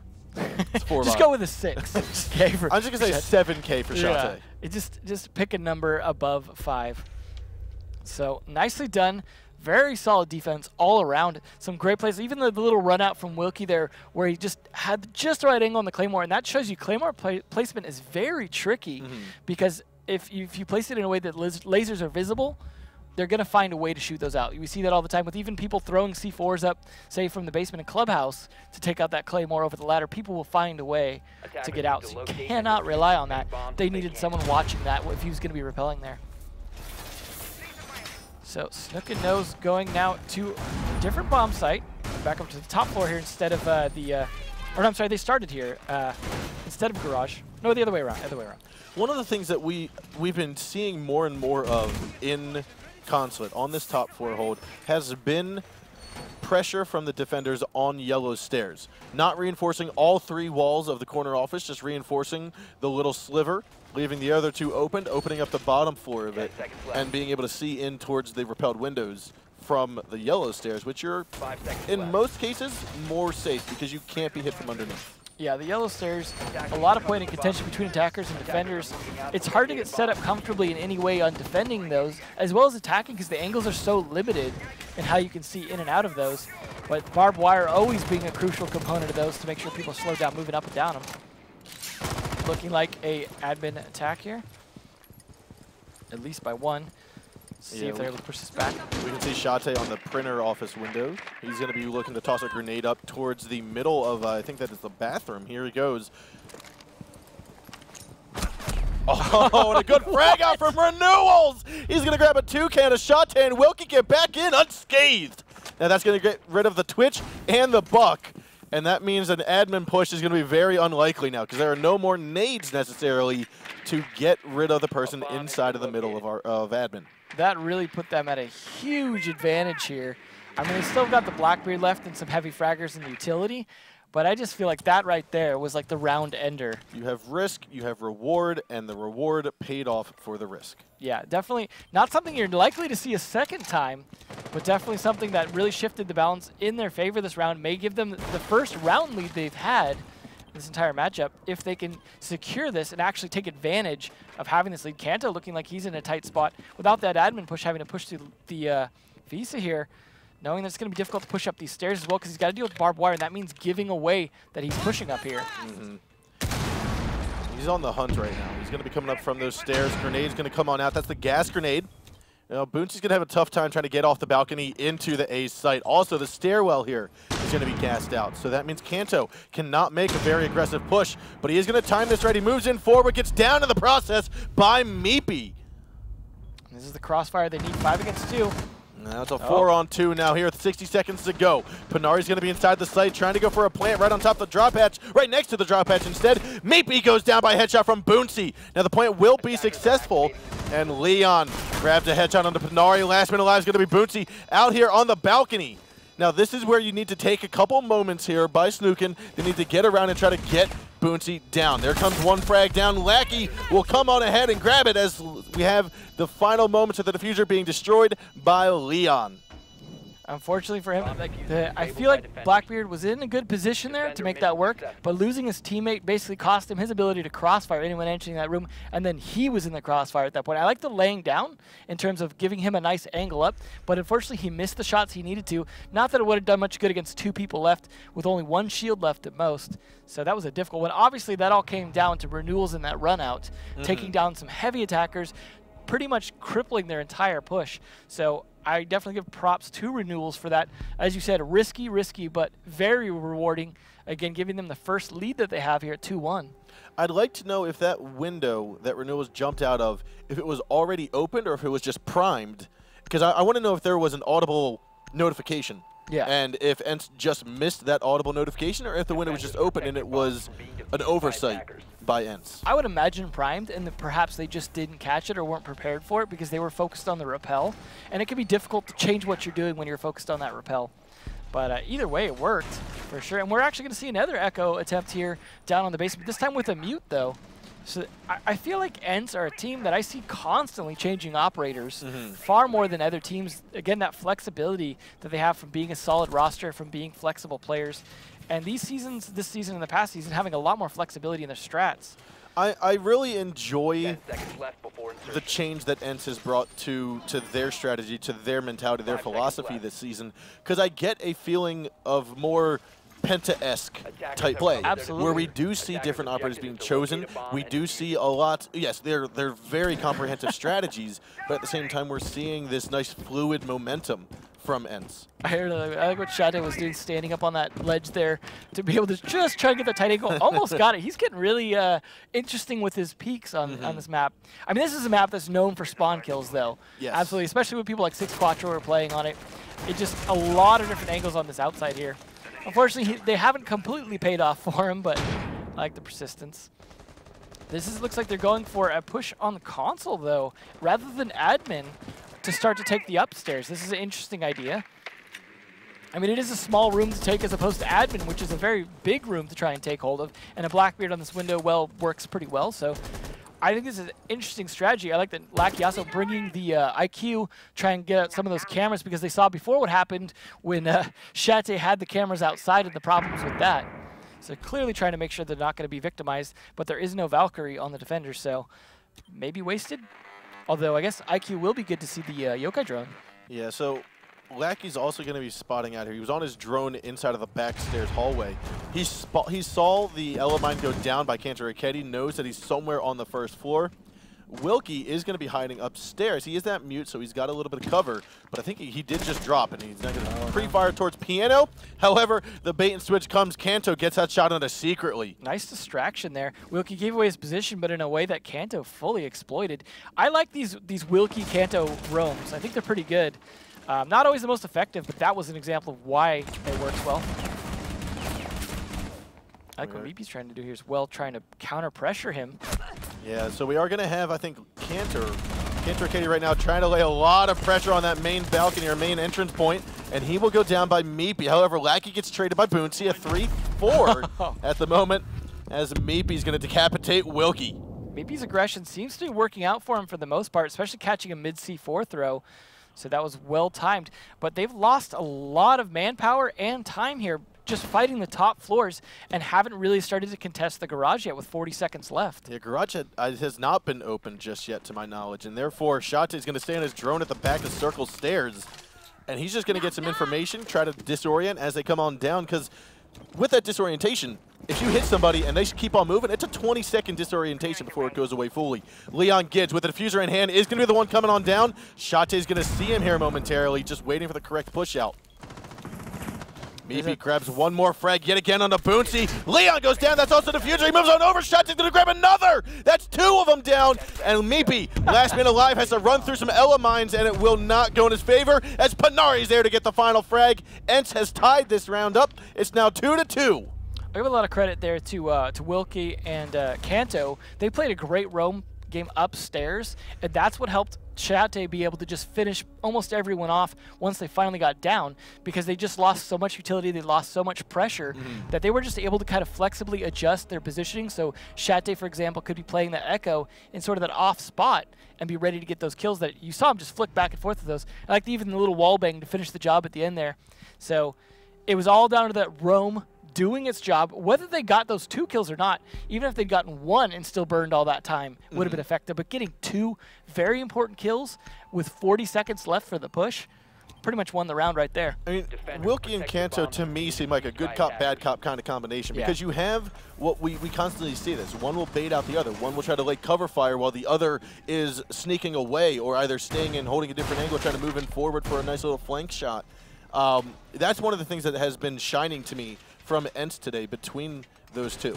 Yeah, I love good roam duos, like on Elevate Skies and Laxing, for example, or like there's a lot of good roam duos out there. That these pairs of people that seem to work really well together, and I think when you have that, it's very, very strong, depending on the map. And this is one where it seems to be working out for them, although it's only tied at the moment. So Entz did pick this map. This is one where they're struggling a little bit more. Camera in position. Oh, nice spot there. Attackers recovered the diffuser. So it looks like they're preparing a little bit for an admin push, potentially. But hard to say if it's going to happen here from Entz just yet. The ever-trusted Claymore. I'm not sure you're going to see much of a run out from that spot, though. Yeah, and maybe not very early on, but we'll have to see. Lackey, however, is still going to be playing on those circle stairs, the bottom half of them. Seems like Entz is being a little more cautious this time than we had seen them do previously, especially with those getting shot when they were repelling prior to that from renewals. I feel like they're a little more cautious, making sure no one's going to do that to them again before they do the repel. But now that they've done it, they're getting up pretty quick. I don't think Shate sees the Valkyrie camera, which is right there. The C4, the call goes, and Meepy blows. Shate will go down. That was well placed, well played. He did get one of the batteries down at least, but it cost him his life. Definitely not worth it at that point, especially for such a heavy fragger like Shate. So Dance does come down here. They're going to have to start to make sure that they solidify top control, get down one more floor here and open the garage so pressure can come down, but secretly not going to be applying pressure to zone. It's going to be a good kill. Nice pickup by Boonsy. So the Bandit has already outlived his usefulness anyways, but still unfortunate to lose that firepower. It only is 4-4 though, so both these teams somewhat on even footing. Now they're going to have to start making a little bit more progress, but they are going to open up the hatches. They've got the garage open. They've got a lot of pressure angles now. As long as they don't lose more attackers before they start to get the pressure going here, they might be able to pull this off still with 1:20 left. Now, we only have 1/3 of the garage being opened up. The side that's right by the white van is, I think, still closed off. Panari might be able to see the feet of Leon. Oh no, that's a shield they were trying to get rid of. There it is. Nice job, Kanto. Going to pick up the shots there on the Leon. And that's where it starts here. 58 seconds left with a 4v3, I think is a big advantage for the attackers. There we go. There's that Echo Drone hiding underneath. If Renewals can pull it off, maybe this could work. I think if Renewals fails to use that Echo Drone effectively, though, this could be the attack winning. I mean, what's going to need to happen is Renewals is going to need his teammates because they're going to need to keep laying down pressure. Well, I thought Lackey could be a game changer, but no. No, it looks as though that missed. The Yokai will not do its job. Panari picks up Lackey, and we're also going to have Renewals and Meepy go down by Panari and Wilkie. That means we are going to see round 5 go to the hands of Ents. They're going to take the lead 3-2. Now, this is a little bit less of a lead than they had on Border, but they definitely secured their lead last time into a match point. So this is not looking good for Snook and Nose, having lost the first map. They are definitely on the back foot big time here. They had a lead for a second there at 2-1, but now having lost it, it seems like Ents is adapting a little bit better to the funky plays that Snows was bringing out before. They seem to be a lot more solid, a little more cautious, I would say, and being more prepared for those weird roams. Like we saw, for example, the Lackey trying to come up there and then Meepy coming up. In theory, should have worked, but because they were being a lot more cautious, they were ready for that. Yep. And they got the kills, and it actually worked in their favor because those were free kills thrown at them. I agree with you there. This time around, though, on the defensive side here for Ents, they are going to go back upstairs. The Legion of all things. Oh, yeah, we are going to see it. This is the first time we've seen Legion of the evening. This will be interesting. See if Shetty's... Now, I've said it a couple of times that I feel like Legion is one that tends to not win his gunfights.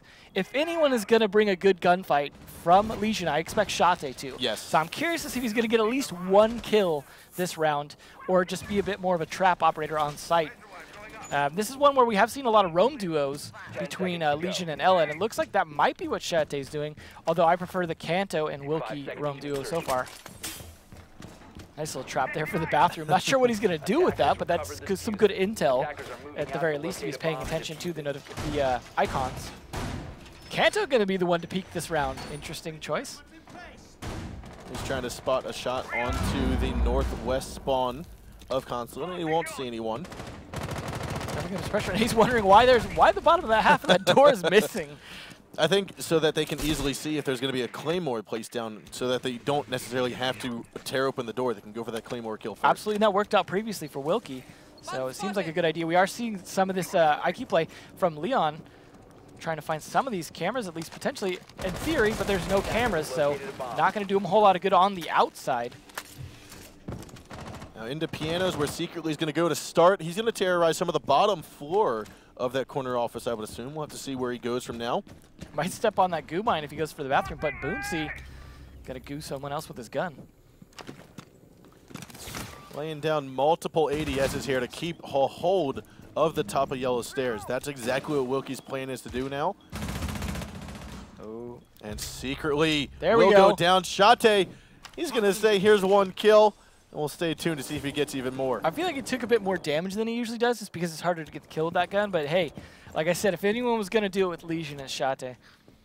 So that's a nice start for him. Plus, he's got these goo mines slowly recharging and an impact grenade, I guess, if he needs it on that roam. That's a nice thing for roamers to have by far, to be able to rotate around quickly. Flashbang is going to go out, and that will blind him as he tries to move on up forward. But Wilkie's going to pick up the kill as he goes down the stairs. And Lackey will fall. Now a 2-on-5 here.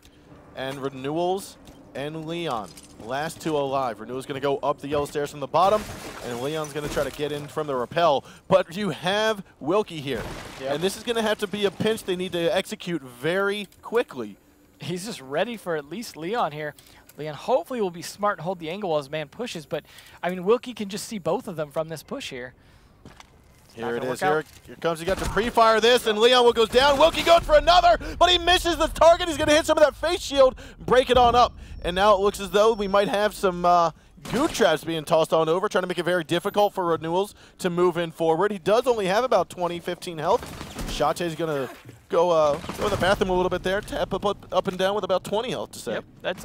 I mean, at that point, when you're Renewals, you're pretty much done because you're trapped in a spot where you have no good exits. Yep. And you know if there's someone below you, you're just going to walk right into them. And your face shield makes it so, I would say Blackbeard's biggest weakness is stairs and rappelling.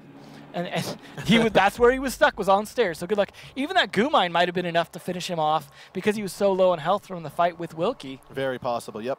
So match point now. Snook and Nose, definitely this wasn't their map either. They've been putting up a bit of a better fight on it than Border, but they're going to have to really bring it out here if they want to stay in this. It's not looking great for them. They are going to go lobby, though. I think this is our first lobby of the match here. Yes, this is our first lobby of the match. And again, this is match point. This is series point for ENCE Esports. They started off a little slower in the first couple rounds on this map, but they have since taken it to the next level and gotten their gear back up. Yeah.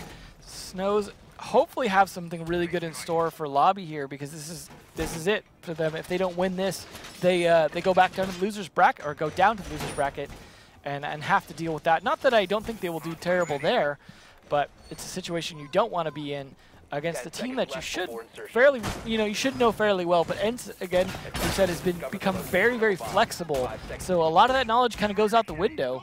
So maybe Snookin doesn't know at this point. I like the interesting Mira shield there on that wall facing out. So it looks like they are doing a little bit of roam play downstairs. Or, I mean, upstairs as well. Only one person downstairs, actually. It looks like they're really putting a lot of eggs into the upstairs basket, which they know they're going to push. I always feel this is a bit risky, pushing Projector. If you can pull it off, it's great. Boots just did. Nice angle as well, using the top of that window to shoot down. Giving himself a little cover from there. Shate also going to try to get on in with an early kill of his own onto Leon. It's going to be Mira and Smoke both down. Meepy's going to be the only one on the first floor, and Diffuser's already down. I think we're only 30 seconds into the round. Shate gets a 2K for now. Renewals will take him down for the count now to 2 on 4.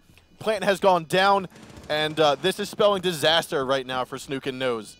It's all up to Renewals and Lackey.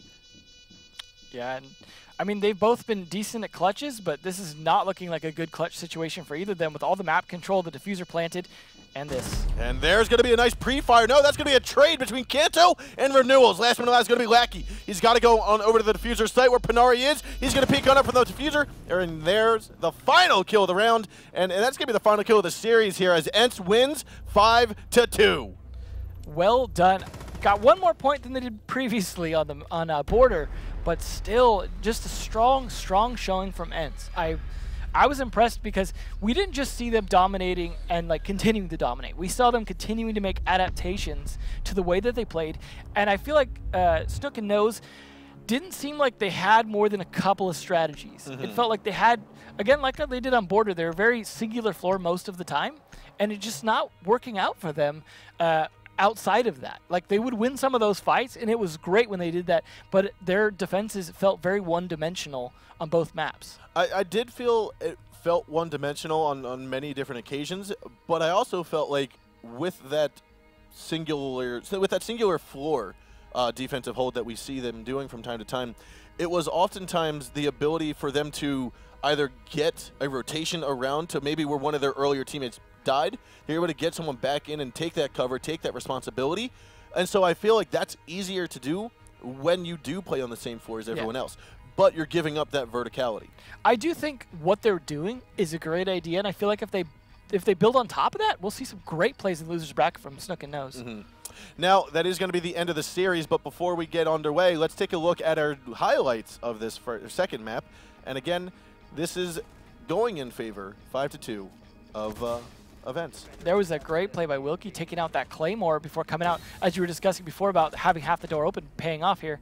Some great shots from Shate a lot of the time, but he wasn't necessarily the only star of this map. No, this was a wonderful flank by Renewals, popped on out of the bench window. Yeah, that was his play of the day by far. I like that from Shate, just the flick back and forth, knowing he's pinched and actually winning the fights on that with a lot of health still left. But that was a brilliant C4 by Meepy. Yeah, and that was all due to that Valkyrie camera placed. You saw it in the front of Shate. I think it was Shate there, whoever was on Buck. You saw it in the corner of Piano behind the desk. Wilkie playing those stairs really well after getting flashbang attempts on him as well. And then this last round was just a crush. Getting in there super quick, getting tons of kills, getting the plant down. It just felt like they were really hitting their stride at the last round. I almost wanted to see another round from them at that point because I felt like they were just on it. I wanted to see the momentum carry on, but You don't need to if you end the round like that. So, Yeah. I actually was really curious to see how quickly that plant went down. Oh, yeah. I actually paid attention to when we just saw that Blackbeard kill onto the Mira. It was at 2 minutes and 32 seconds. So I think it was about 3-4 seconds after that, which is when the plant went It's down. like they practically just threw the diffuser in the window. and Basically called said, it- hey, rush up, get some kills, go on in, get the plant down, and bada bing, bada boom. Let's call it a win. Yeah, and it just was not a good defense at all at that point. But it feels good for ENCE going forward. They're a team that have been great a long time. Is not a surprise. Yep. But Snook and Nose have a little bit to review and work on. And they're not out of it yet. They go down to the decider match. ENCE has secured their spot in the playoffs, which means next week we will be seeing Snook and Nose play up against the winner of our next series. Now, our next series is going to be between Supremacy and Mysterious Monkeys. And we saw both those teams play 2 weeks ago. They're going to be back here in a few short minutes. And it's time for our break. We'll be back in a few minutes, so stick around, ladies and gentlemen.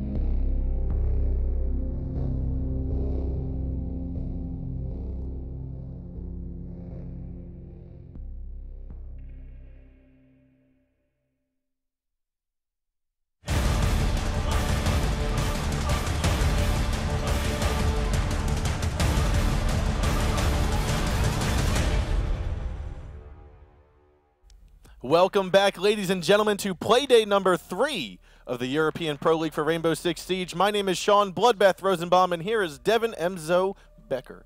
We're ready to get going because our first game, our first series of the evening, was quite decisive in favor of NC Sports. Yeah, I mean, a 5-1 and a 5-2 was not the way I expected it to go. I mean, I'll be honest, I thought ENCE was probably going to win just because they're a very strong team, but not that decidedly. Yeah, no, I was...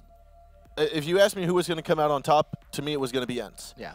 But, as you said, I thought it was going to be a lot closer. I thought Snookin' Nose, they showed us they have potential, but they struggled on, I want to say, some execution. Yeah. They had some overlaps, some oversight on some opportunities, and ultimately, when you're going up against a team as good as ENCE, you can't give them that bone because they'll just take it and run with it. I'm just glad I don't have to blame it on Leon. Like, being the sub like that, it's nice to know that he came in like somewhat cold like that, and I feel like he really showed up, and I think that's important. Hopefully for Snookin' Nose, I don't know if they're going to consider now him maybe being a starter at some point, just because I feel like he was reliable. He did his job well. He got a fair amount of kills even among his team, and I don't know. I just watching him perform, I felt like he had what it takes to be a main part of that team. I think what I would possibly like to see Snookin' Nose do is I would like to see them incorporate what Penta did during year 2, season 1 of having a 6-man roster. You find what maps Leon is very good at, what he works very well with on the team, and you supplement someone on the core 5 for Leon, because Leon showed a lot of potential today, and I was really happy we got a chance to see him. And as for those of you that weren't here at the very start of the stream, Leon is a sub for Snookin' Nose because Snookin' himself was unable to make tonight. Yeah, and I think it worked out for them in that sense. Obviously, getting 5-1, 5-2 wasn't what I would call working out in the end, but overall, I still am really looking forward to what they're going to do because I think they showed some interesting potential in what they did tonight, an interesting difference in strategy. Just, like you said, couldn't pull off the execution they needed to be able to take it over. But again, it's against ENCE. They weren't playing some bottom-tier team. No, they were playing the first-place seed out of Europe. So pretty much every season almost. Pretty much. I mean, it's either Penta or ENCE have always been the top 2 seeds out of the North America, or the European scene, except for year 1, season 2, where Youngtis was there. Yeah, pretty much. This game's been around for a little bit. For a little bit. In the past year, it's always been Penta and ENCE as the top 2 teams. But no. So talking about these 2 teams of Supremacy and Mysterious Monkeys, these are the 2 teams that are going to be going head to head here momentarily for our second best of 3 series tonight. Yeah. Now we have an interview lined up. It is with Bibu from Supremacy. Let's take it on over to him. Bibu, how are you doing today? Hello, I'm good, and you? Good. I see we have everyone behind you. Yeah, we got some people with me. So, Bibu, what I want to ask you about here is Ying. Ying is the newest attack operator, and oftentimes we see Ying used just for her candelas and just for her smokes. I want to know, is she being used to her fullest potential?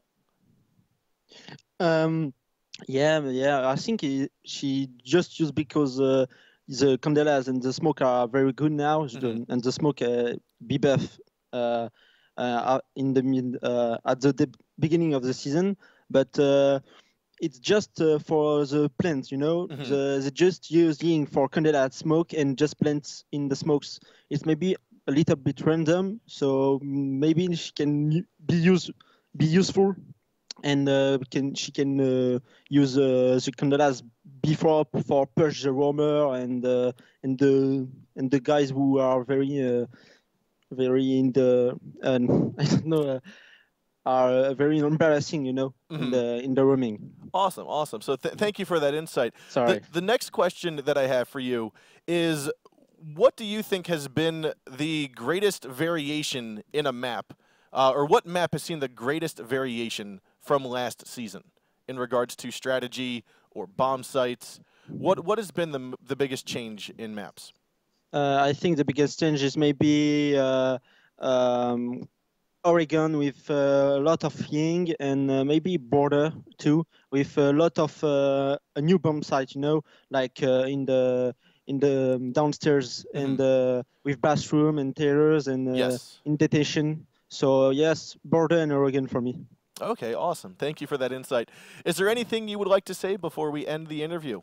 No, just thank you to you. Thank you to for the interview, to the caster, the French caster too, to all the support, and for my team. And I hope you will go watch a good match. Awesome, Bibu. Thank you for your time, and good luck to your team today. Thank you. Thank you a lot. Thank you. So we got a couple different topics in there for him, and the one of which I was really interested in is Ying, and is she being used to her fullest potential? I think it was interesting he brings up, not just because we typically think it for the push on site, right, for the smoke plant, things like that, but he's bringing up the idea of using it to counter roamers a little bit and things like that, because it rather than a singular flashbang, it flashes the whole room. It becomes a good opportunity to try and get a roamer who's sneaking around a corner, things like that. Maybe you couldn't do, because you don't really need 3. So for Supremacy, our first team in this series is going to be Rafael, Spark, Alems, Zephyr, and Bibu. Bibu's the one that we just got off the interview with, and we saw his players right behind him. Yeah, this has been a fairly consistent team for the most part. This is kind of the French counterpart to Elevate, a team that came from being very strong in the Xbox scene, made the transition over, and has continued to be strong. Lucky for them, they're all French there, so you can see this sat together, much like the Latin American scene, where they're able to actually play together in person. I think that's a nice thing to have, like being a Pro League team where you could actually physically see each other, be together, something that unfortunately, like especially North America, doesn't have by being so spread out. So these guys definitely taking advantage of that, and I think we'll see some strong play because of that.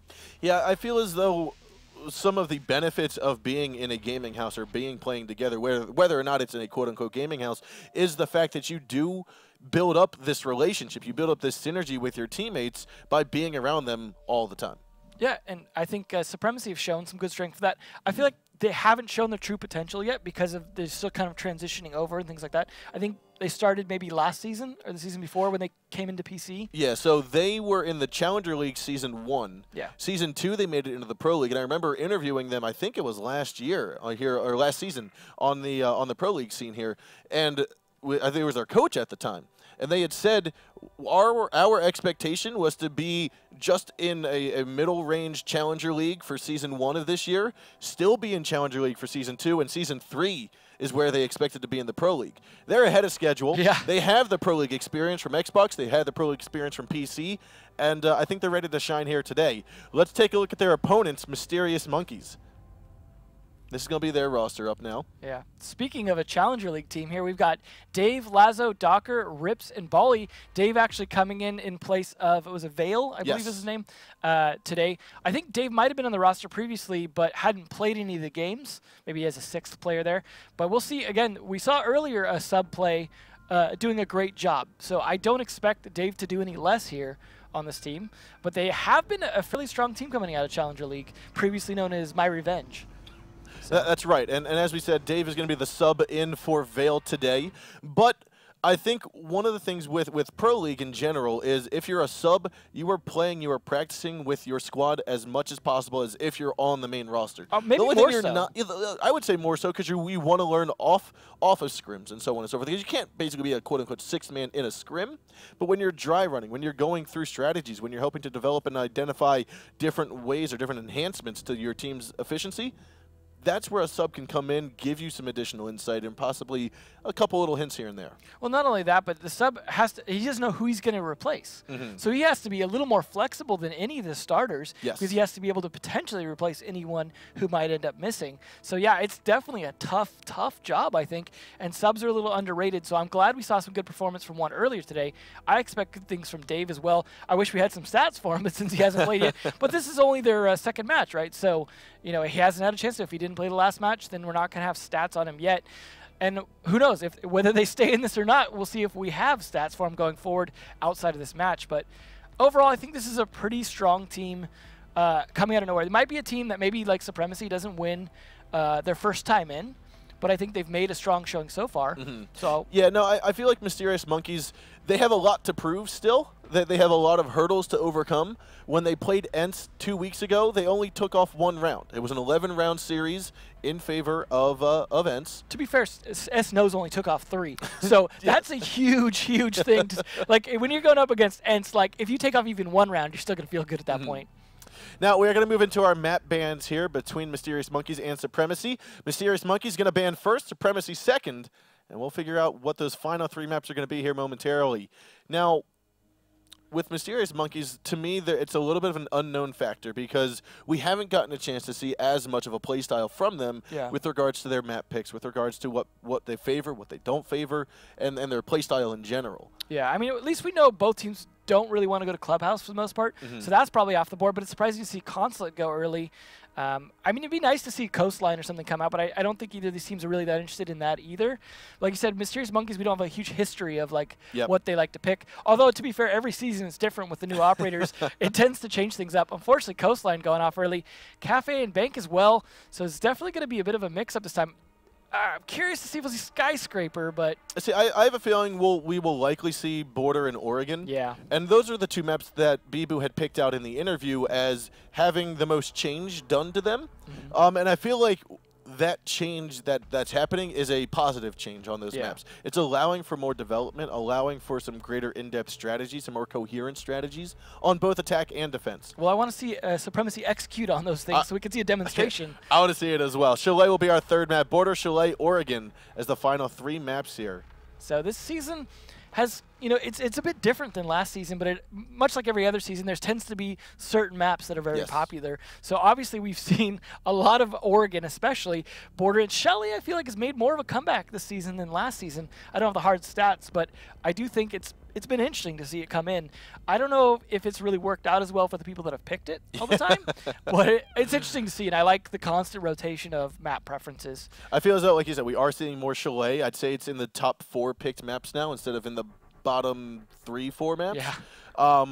Well, I mean, I think the map that has had the biggest turnaround has been Bank. Yeah. Especially in the North American and European scene. Now, we aren't going to see that here today, unfortunately. Well, I would say Coastline slightly more. Possibly. But only because it was like almost never played before. But no, so here we have it, our 3 maps between Border, Chalet, and Oregon. Let's take a look at what's going to be going down here. Mysterious Monkeys chooses the first map to play on, and Supremacy choosing map number 2. Yeah, it'll be interesting to see which they pick because the matches they previously played, the 2 maps that they picked, are ones that already got banned. Yes. So it's hard to say where they're going to go with this.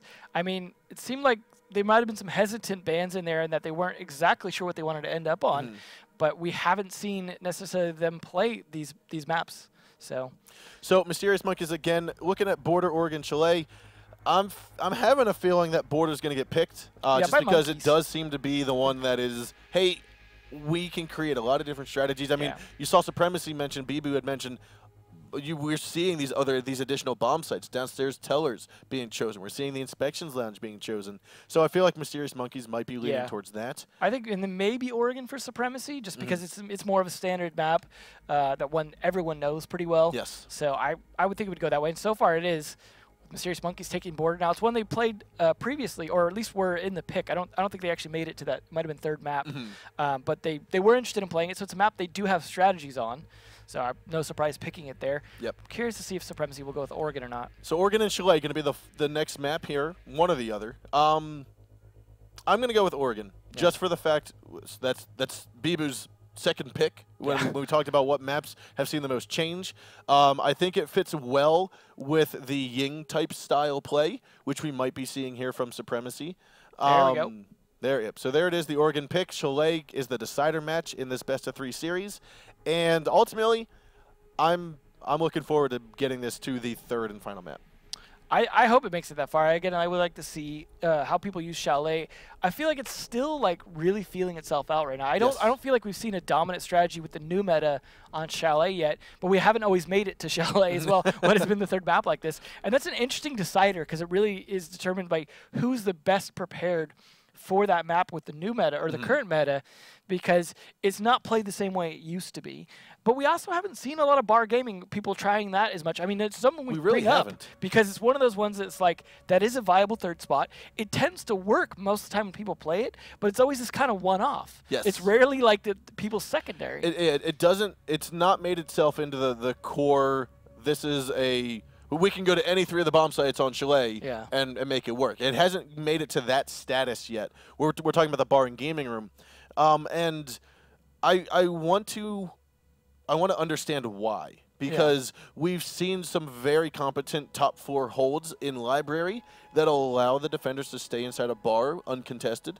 I feel as though that we should start to be seeing more bar, more gaming room, and have it be going in the defense's favor. Especially since we haven't seen some great library pushes from attacks this season, even more reason to play that site because, like you said, the library defense is what that is all about. If you can hold library, then you're in a great spot to defend that bomb spot.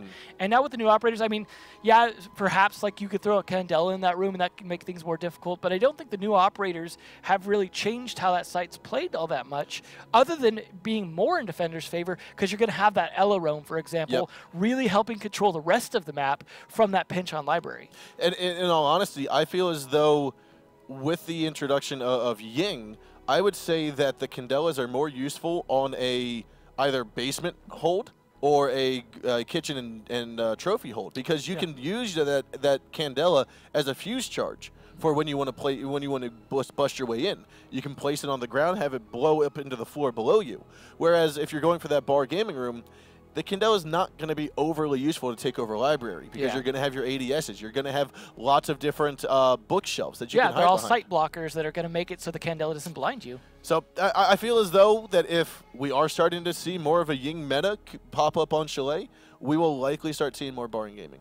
Yeah, I think that's a good bet, but at the same time, again, I feel like there's a slow crawl towards that. It's got its own stepping stone. It's got to go through. Yeah, and if it doesn't get played a ton, then it's going to be a situation where we're not going to see it evolve as fast. However, going up to Invitational or Finals even, people tend to change stuff up. So I imagine it's possible that we're going to see it heavy in the Finals when people figured it out. I'm actually really looking forward to, I'm looking forward to tonight, to tomorrow. I'm really looking forward to the decider matches. And the reason being is because the decider matches are where we will see some of the most unique and most abstract strategies come out. Yeah. We've seen it last season and 2 seasons ago where Coastline was never played. And then in the decider matches, it was picked in almost every series for both North America and Latin America. And then I think we saw Europe pick up Skyscraper as their decider match, map that we want to play on. That's a late pick for that, because the Skyscraper just really was more of an NA map all around. I mean, except for maybe at some of the lands, but overall, that was just NA. EU is always a bit more resistant, not just to new maps, but also to new operators. We see them more often than not having teams that will just play traditional operators more so than, say, North America, which is known for picking up new operators. And I feel like Latin America this season has really been about trying the new stuff. So let's go back to our border discussion. Border's going to be our first map, and what we saw on border between Snook and Nose and Ents was, I'll say, obviously, it went in Ents's favor. I'll say it was a dominating force by Ents. What did Ents do that basically allowed them to have such a victorious effort there? I feel like they knew how to play the multi-floor war more. I liked what Snook and Nose was trying to do with their single-floor defenses and things like that, but I feel like a lot of the rest of that was just picked apart by Ents in terms of knowing how to coordinate their attacks. And the trades, I think, were a big part of that. You saw time and time again, if an Ents operator died, there was one right behind him to trade it. Yes. And that's what you need to do, because it was situations where most of their players on their team are good fraggers by themselves. So if you trade back and forth, even if you're down to a clutch situation with a few people left, that guy can clutch it. Yes. And so that is just, and it was also, they were playing pretty traditional to the meta. They weren't doing anything too crazy. They were just executing well on what people have been doing for a while. I agree with you there. I feel as though what Ents had done is they played a little bit more close, in the sense of we didn't see, let's hold on to CCTV and open up all of Fountain, open up all of Office, and try to hold the entire 3/4 or if not entire top floor. Yeah. And it felt a little bit more closely aligned to a hardcore strategy on what we're typically seeing with Ents. And we did have Cantor Raketti roam around downstairs. Well, we also had Shadow with like a 4K and an ace. So I mean, that helps you win. It helps you win. Bit. You know, just a little bit. My goodness. Yeah, no, it was a good match. I expect we'll see some similar plays here, but a bit different. I don't expect these to play. I mean, they're not going to probably play the same way Snook and Nose did. I mean, Ents was playing a lot closer to the meta, so I expect we'll see some similarities there. But we didn't see a lot of CCTV pushes, which is what surprised me, because that's traditionally been what people have been doing most of the season for pushing in there, because Office has fallen a little bit out. But we did see a bit of Office takes from Ents, although it looked like they were also very flexible and which side they went after. I was very impressed with Ent and their I think it was a 3-on-3 or 3-on-2. Ent was on the east balcony. They were on attack side. They were on the east balcony inside of office trying to push into the B site, into archives. Next thing you know, they get a little call that says, let's move on over, head towards that west balcony push. But guys, let's take a look at our community vote here. Mysterious Monkey and Supremacy.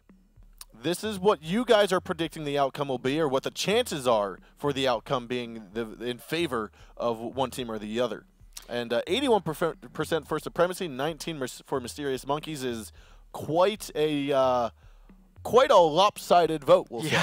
I mean, I think it's a little unfair to Mysterious Monkeys. I think they're a good team, and they started against Ents first, so we'll see, though. I think this could easily go to 3 maps between these two. We'll have to see how this all unfolds. Again, ladies and gentlemen, the map number 1 between Mysterious Monkeys and Supremacy is going underway right now. Again, we are going to see the first bomb site here being the Tellers and the Bathroom Hold. Now, I like the lineup of the attackers here because that's one that works for any of the bomb sites. It's a good setup because you can use the Thermite on both bomb sites. You can use the Hibana. The Buck is used for attacking up or down. It's a good setup all around, and having the Thatcher there as well, I think Thatcher has become even more important this season. So I would hope Supremacy are well prepared for this. Starting down on this particular bomb spot was an interesting choice. The only operator that I might change of the Mysterious Monkeys attacking lineup would be, I'd actually prefer to have Ying over Ash. Yeah. In the sense that this map is one of the most destructible maps in the game. Using those Candelas as those fuse charges is something that people need to keep in mind. Yeah, Not just necessarily throwing them into a window for a plant, but to use them to help disorient the team. Yeah, now, they do have a Jaeger on the enemy team, so that would help defend that just a little bit, but it is still very weak against so many flashbangs coming out all at once. So, a situation where it looks like they're going for the top control first. Not sure if they were prepared for this particular bomb spot, because that was a weird choice by Supremacy, but it might work out in their favor here, just because it probably threw Mysterious Monkeys off quite a bit. We are going to see Zephyr on the west stairs, and I don't think Bali's going to be expecting this. If he's going to keep this angle, he's got to be wary of Zephyr's hold onto the top of the stairs. This is a 4-man roam upstairs, too, on this bomb site. Interesting choice. Hopefully they're set up to rotate back to site if top floor starts to get taken, because all the pressure is coming on top floor right now. If I was Mysterious Monkeys, I'd say maybe we should just push everyone to the bottom. There's one guy there. I mean, they know that the top floor control is a mandatory to try to take on the bottom floor. You have every single angle of the bottom floor covered if you don't get underneath, or if you don't take over the top floor. They're really trying to pull these guys out here, and Supremacy's holding tight, and it's working out because it's burning a lot of time because they're not willing to peek out. This lack of aggressiveness, I think, is going to work hugely in Supremacy's favor. We do have a nice crossfire here between Bibu and Sparks. Now Dave's going to be inside of the main metal detector hallway here. Right behind him, Zephyr grabs a kill and a rips. Spark peeks on out and grabs Dave from the shoulder, takes him on down. A 5-on-3 now with Lazo trying to look for a shot. Rafael grabs an MP7 headshot on a Docker. He goes down. It's all up to Bali and Lazo. This is definitely not working out in Mysterious Monkey's favor, but it is the first round. It's an odd round, so I wouldn't necessarily say this is going to be indicative of how they're going to play the rest of them. They're going to try to jump right in here, try to go for a plant onto B. Olems is going to be here, and he's going to grab a kill there onto the defuse holder. Zephyr comes in from behind, grabs that 416 kill into Bali, and round number 1 will go to Supremacy with a flawless round. And, you know, it was really flawless because of the teamwork. Like, you saw the crossfires they had for each other. I mean, Dave getting picked was a little bit of luck because he peeked out right when David kind of turned around to check the stairs behind him, and because he was kind of holding that angle to try and counter Spark. But they just had such a nice crossfire that Dave was going to be the only one to even, like, make an impact in it at that point. And so once he was taken down, it just collapsed at the point. Also, the patience. That was something we were talking about a lot yesterday, was the patience of some of these teams. That being a big factor in terms of knowing when to aggress and when to not. Supremacy just flawlessly being patient on that round. And I think it absolutely paid off. I don't think they lost a single member of their team. No, just flawless round. Crossfiring for each other. Even if they had died, I felt like they were ready to make those trades that they needed to. So it was absolutely going to go in their favor. A bit of an unconventional defense, but it absolutely worked. So a little more of a conventional defense this time in terms of going upstairs to the Armory Lockers Archive. So I don't think we're going to see anything too unusual. They're not playing any of the new operators, no Legion or Ella or anything. Surprisingly, no Ella, really. That surprises me a little bit because this is a good roamer map. I think this is a map where having that flexibility to have Ella downstairs, for example, has paid off for a lot of teams. I agree with you. Now, we are going to see Bomb Site go upstairs here. Mysterious Monkeys opting to go for that Archives and Locker hold. We've got the Blackbeard on the attackers here. Curious to see if he would go for that traditional vent thing that we used to see. We haven't really seen that for the most part anymore. We've seen Glaz play there once or twice, but overall, the Blackbeard AC vent move is just not happening anymore. Yeah, no, it's kind of fallen out of the mix here recently, and I think partly that's because we're not seeing as much of an office take as we have in the past. And here's the CCTV take that was just easy breezy. No one was in there. That might be a bit of a mistake here from Mysterious Monkeys giving that up so easily. Rips is going to be downstairs inside of the inspections hallway facing the atrium. And it looks as though Lems might not be spotting him out, just trying to make sure that the stairwell is all clear. Looks like Bali's supporting him down there as well, so that's a good two-man roam downstairs. If they can keep that going for a while and do some damage either early game or late game, this could be helpful for Mysterious Monkeys to try and at least take a round here. Although it is looking like things are going very smoothly for Supremacy in terms of their setup. Oh, this is dangerous. We've got Dave on Bandit, who's actually tucked around the doorway of the wall that's been opened up by Thermite. Oh, actually, it wasn't opened up. I just heard Thermite's charge go off. Where was Thermite? I think he might have blown a different wall to go down the hallway. He blew open the wall for the hallway. I got you. Yeah, that's somewhat working on their favor in that they're getting a little more control from CCTV, but no one's really trying to contest it either. They're just getting super easy setup. So I hope Mysterious Monkeys is prepared for a drastic retake here. Looks like Rips is already getting set up for that. You know, Rips is playing in the same spot that we saw the Jaeger last round play on top of those west stairs. Sparks looks like he could be prepared for it, though. Just waiting for that moment. You see all those bullet holes from the pre-fire. Yeah. No, he knows it's there. He knows it's there, and so he's just waiting for Rips to peek on up. Still have 60 seconds left to go in the round, though. And they've got their buck doing, it looks like setting up for downstairs as well to be able to clear out potentially behind the half wall to make this push work. I like how they're setting this up, just getting everyone in position, clearing out what they need to. They don't have a Thatcher, unfortunately, to take out the batteries if they wanted to open up that wall, but it doesn't seem like they really need to. We actually have Bali underneath. Rafael's going to try to spot him out, but instead, I think Bali's going to be here. He's got a C4 in hand. Oh, Zephyr's going to spot him out with a drone. And that's going to be it. He will not go for the wall plant just yet. He has a C4, though, potentially. We could see that factor, but they have some idea he's down there now, so that might nullify his advantage. They're already getting ready for the crush. 30 seconds left, though. This is actually taking them a while, despite the lack of pushback. They're really being careful about this. Rafael still needs to get his feet underneath of the hole in the wall and get the wall opened up, the hole in the floor. Now here it comes. Bali grabs the C4 kill, then gets instantly traded back by Bibu. Now it's going to be a 4-on-4, 10 seconds to go. Plant's going to try to go down by Lems, and right underneath of him is going to be Bibu trying to hold from below. Spark's going to be outside. The C4 kill onto Lems, takes him on down. Now Spark is still outside trying to get a kill here, and defenders are going to win round number 2 due to the lack of planting of that diffuser. Surprising turn of events at the end there. They were just, again, much like Supremacy, were just holding their position, staying tight, and it actually worked out in their favor on time. I feel like Supremacy could have pushed a lot faster. They spent so much time setting up, like I said, with no resistance. So they did, the fact that they didn't have to fight anyone to take control of most of the top floor, they should have been able to do it a little bit faster. I really liked what they were doing in terms of opening up the walls, getting the different angles set up the way they needed to, taking control of CCTV. They just couldn't find anyone to get some early kills on, and knowing those two people were downstairs, they were a little worried about it. I mean, I feel like Rafael and the rest of Supremacy took 30, 45, if not a whole minute to try to get that office wall opened up because they knew that someone was down there. It seems like they should have been a lot more efficient at getting someone down there, which ended up being Bibu, to take out the Valkyrie underneath. Yeah, I think clearing the roamers was probably something they made a mistake in not doing because they were too worried about them towards the end. That caused a lot of unnecessary hesitation. But now we're going to go back to ventilation room. Interesting. So they are not wanting to go to armory lockers, starting off first in the bathroom, then in ventilation. They're definitely playing a bit unconventional here all around. And I think that's a very wise choice. Seeing as how Mysterious Monkey struggled very, very much so on a teller's hold, to me, makes me believe that Mysterious Monkeys has been practicing on the common bomb sites on this map. And while the top floor bomb site is by far the most common, the ventilation unit, which we're seeing now, is, I'd say, second and it might not have been practiced as much as Mysterious Monkeys should have been doing. So we'll see here if Supremacy can pull ahead here. Well, so far they've already won on one of their offsites, so if they win on another one of theirs, then I'm afraid for Mysterious Monkeys when it comes to the archive lockers, because we saw such a strong upstairs defense even when it was the teller's bathroom. And now if there's not going to be an ADS here, oh, there it is. All right. Nicely done by Zephyr getting that in place. So like we said, Jaeger hasn't been picked as much, but that's exactly why he should still be, ACOG or not. There it goes. Nade's going to go, and that will down Mira. That's going to be Bibu getting knocked down. However, there is a bandit right next to him.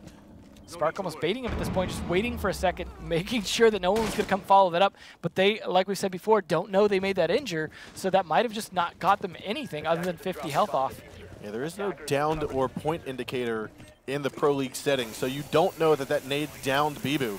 And that means that they are going to basically go a different route. They're going to head downstairs into Tellers, try to push into bathroom where we see Lems with a shotgun. This is more of a standard take here, blowing that bathroom wall, getting set up for that. But you see some of the guys getting set up now. We might see some of the roamers upstairs start rotating back the site because they have that hatch open to drop, but they might want to drop sooner than later because dropping late can get you killed once the attackers have made progress.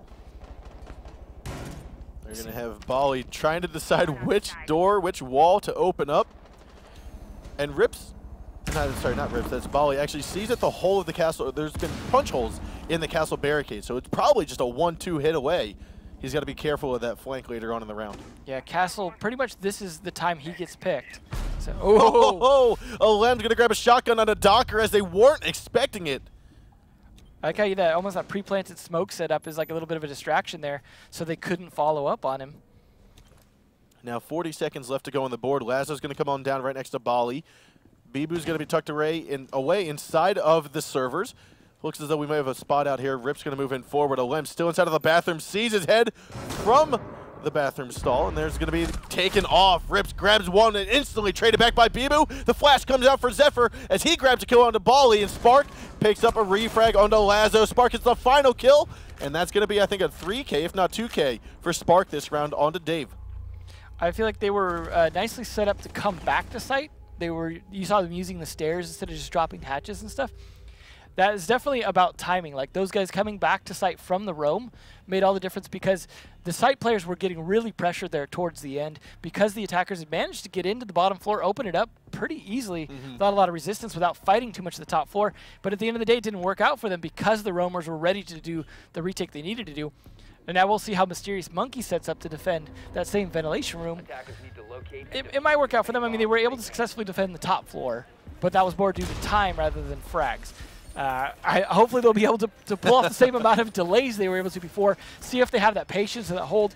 But I'm really interested to see how many people they put up top. That's always a big factor for me in the defense of how the site gets played out and how the attackers play it, is how you do that split and how you use your resources to make that split work. They're definitely setting up upstairs. You got the typical idea of let's reinforce the walls. You have the bandit for the batteries. You have the castle to set up some rotations and things like that. Again, they're not playing any of the new operators. They're staying very standard. In fact, the attackers aren't either. This is a very traditional lineup for both these guys. So despite Bibu talking about Ying and things like that, we're not seeing the Ying play yet from Supremacy. Yeah, we haven't seen it just quite yet, but I have a feeling it'll definitely come out in our second map on Oregon. Yeah, that's definitely one that has been a big player for that. Looks like they could be going for a CCTV take here to push this. I mean, you want to get control of this, even if it's not the bomb site. They don't have oh no, they do have a Thatcher, so they could clear this easier, but he's not anywhere near him if they want to open this wall. But clearing the rest of the floor is a must early on. Now, unfortunately here for Mysterious Monkeys, the fountain wall, the east fountain wall, I think, no, it's the west fountain wall, is going to be soft. And with Bibu up here with the master key, the skeleton key, he's going to be able to open that up and push in when he wants to. But he has seen his drone get killed off by the west stairs hold. And there's the Blackbeard on the AC fence we were talking about earlier. Surprising when it's not the bomb site. So they are taking a bit of time here. They're doing, like similar we saw before, setting up a lot of angles for themselves, trying to pressure Mysterious Monkeys out. Mysterious Monkeys aren't falling for it, other than Rips on this roam here, who could really be a big factor if he's able to sneak around behind up those stairs. There might be a Claymore over there, though, pretty typical, so he's going to have to watch out for that. Yeah, it looks as though the Claymore will be placed there, and will he see it? He actually might be able to scoop by through it. Zephyr's going to come lurking on in and be taken out here by Rips, not even needing to go against that Claymore. And that's the loss of that Thatcher as well. That might be critical if he wasn't able to get his EMPs off when he needed to. So, for example, that banded A-wall right there is still electrified because he wasn't able to. So that could be an important kill. Bibu has 0 frag grenades left. He's going to try to get his way into that middle office right where Bali's looking. So is Dave. And this is taking far too long. I agree. There's only 60 seconds left to go. Rafael's going to move on down the main corridor as Bibu's at the top of the west stairs. Attackers have located a bomb. Again, bomb site is downstairs in the ventilation unit and servers room. Oh, what a good window bang. Bibu picked up a nice frag, nice headshot on a Bali. 4 on 4 now, 50 seconds left. Now, they still have enough time to make this push downstairs, but they've got to wipe Dave off the board very quickly, but Dave's going to wipe Bibu off instead. We are going to have a little bit of skirmish here. Dave grabs one, tries to go for a Lems, popping out of the middle office. Pistol comes on out, and I don't know if that's the right move. A Lems will decapitate, and that's going to make it 3-on-3 top 4 control, now in favor of Supremacy. Again, only 30 seconds to go. We're going to need to get these drop hatches open if they're not already, and start pushing downstairs. Rips is going to be in the middle of the corridor, as well as we have Smoke. I think that's Docky. He's going to be inside a server, and Lazo is going to be here as well. Seconds remaining. I like that angle. Oh, a good crossfire here. And it looks as though the plant is going to go down inside of the A site. User has been dropped. Looks as though, no, it's actually been dropped. Olems will pick up one, but Docker rips, and Docker again to end the round here in favor of Mysterious Monkeys. It's now 2-2. Again, it's a similar situation to what we saw on the last Supremacy attack, where they just were doing it too slow. But I think both of these teams are doing a fantastic job of being patient, of holding their angles, having 1 or 2 roamers that are flexible, for the most part covering for each other and staying put. And by doing so, you're forcing Supremacy to make these really slow pushes, because Supremacy's hoping for some of these frags where someone just gets out of position. It's just not happening. And the one person who was moving out of position was Rips, and he got a kill onto the Thatcher without even having to deal with that Claymore. So overall, defenses seem to be Mysterious Monkey's strength here. Attacks, maybe not so much. I feel both of these teams are very solid on their defense. Attacks appear to be struggling a little bit. Now we are going to have Ella get picked up here by Bibu. Rafael's going to be on Echo. And this is their first time upstairs. So they've played all 3 of their bomb sites potentially now, unless they also want to do customs. So they've definitely shown a range of defenses here. But I mean, seemingly pretty much all the defenses for the most part have been winning. So it's like you have to keep changing. So it's good that they have 3 bomb sites. Hopefully we'll see Bibu actually hang out in CCTV potentially here to contest this a little bit, as we see Yella just spin around in there. Good even kills across the board there too. We saw a lot of 3s. Everyone kind of doing their job for the most part.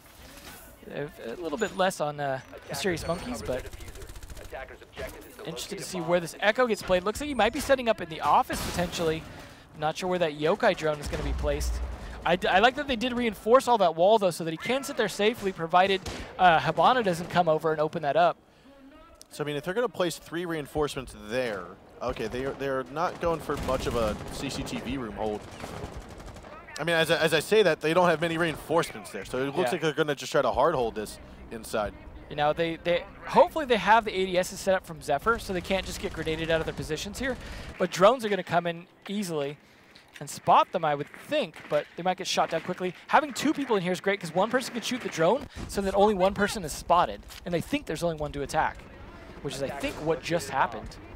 No, we do have both getting red dotted out there, both a Jaeger as well as Spark. This is really going to slow them down.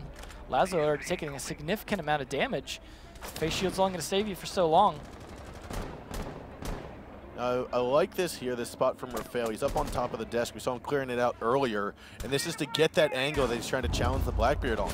He's just going to slowly pick away at his shield. Forces him to change it up. He's definitely playing this Echo slightly aggressively. Taking advantage of that 3 armor, though, because he's taking pot shots. If he gets shot, he might be able to just live through it. Ooh, Rips, though. Rips will tag the kill there onto Zephyr from behind. Spark's going to grab a kill there onto Rips in return. Now 4-4, we still have, I believe that is Dave underneath.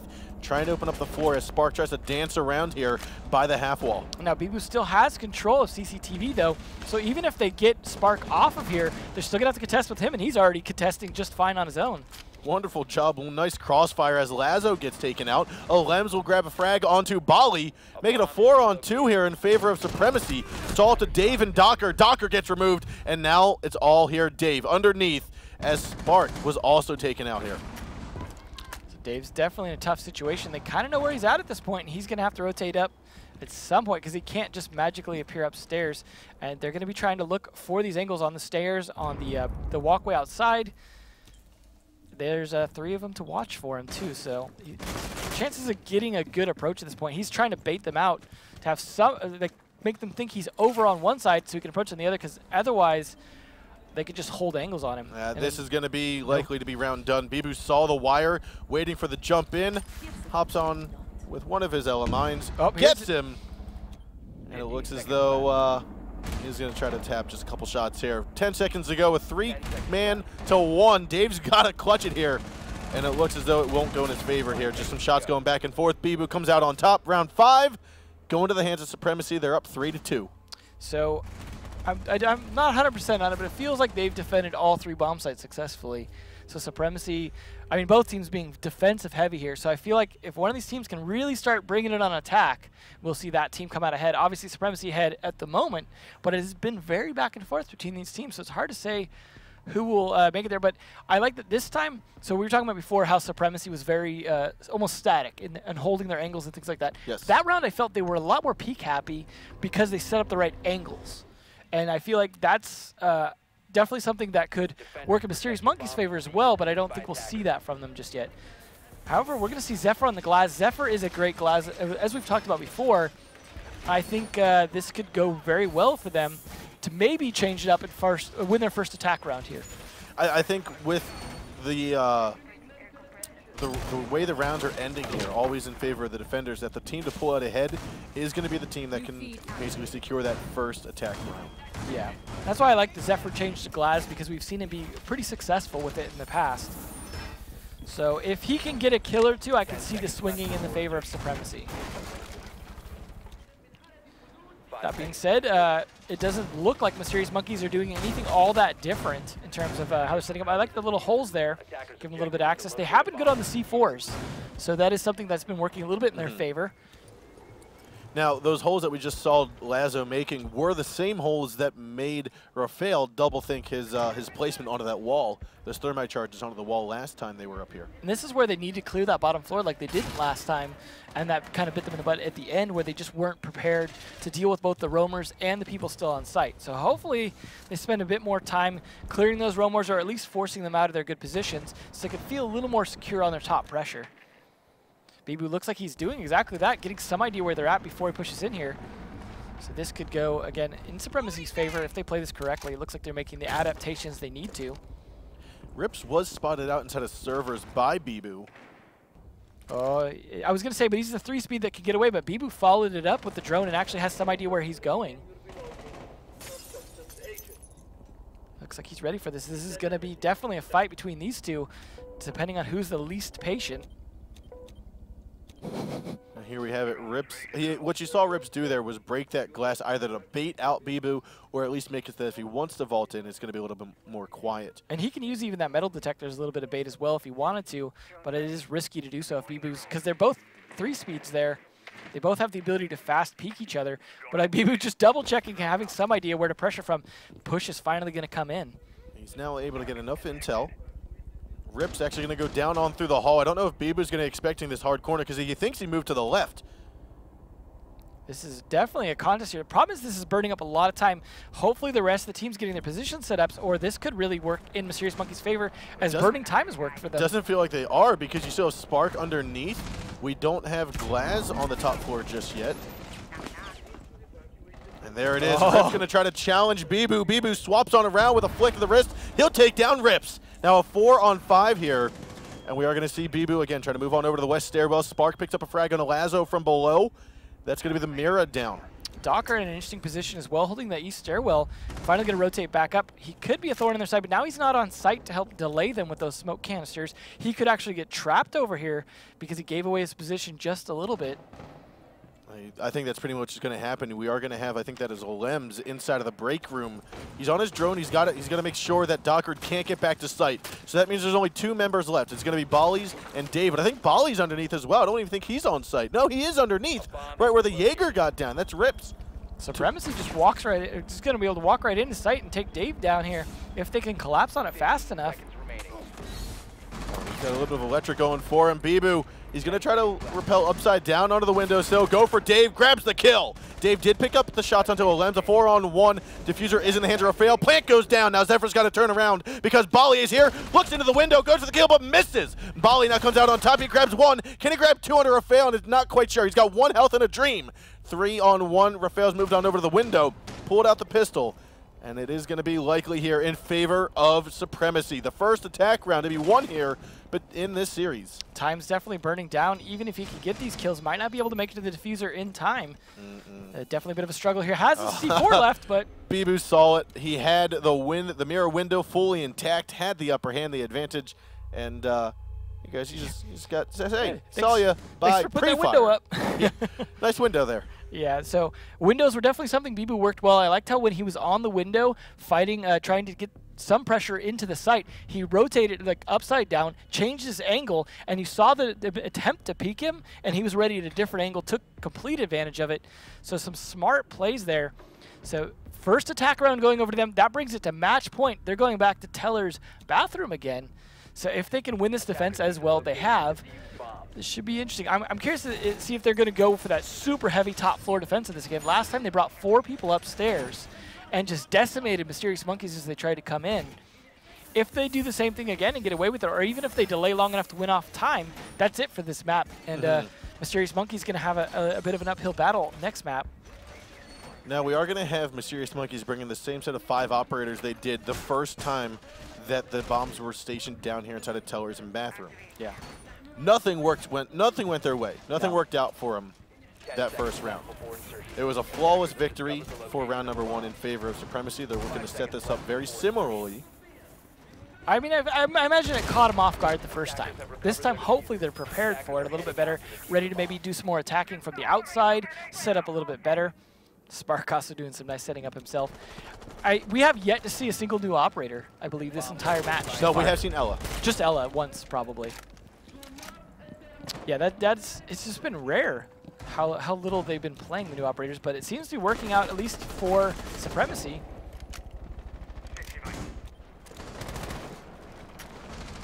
Taking a look here, the attackers are just working away the south balcony as well as west balcony where we're seeing Dave at the moment. Bali got into the break room along with the rest of his squad. 2 minutes and 20 seconds to go. Now there's only 3 defenders upstairs this time instead of 4, but I think 4 was plenty last time. They might be able to get away with 3 just fine, but there's no pressure really happening for the most part down on the actual site. So they're still going to be contesting a lot of people up here, potentially losing some manpower as they approach. And there we just saw it, the buff to Bandit being able to stop those Hibana charges. And that's going to keep Fountain Wall intact for the defenders. Docker's going to be on the east stairs. Bali right under the camera, working his way down the main stairwell into office.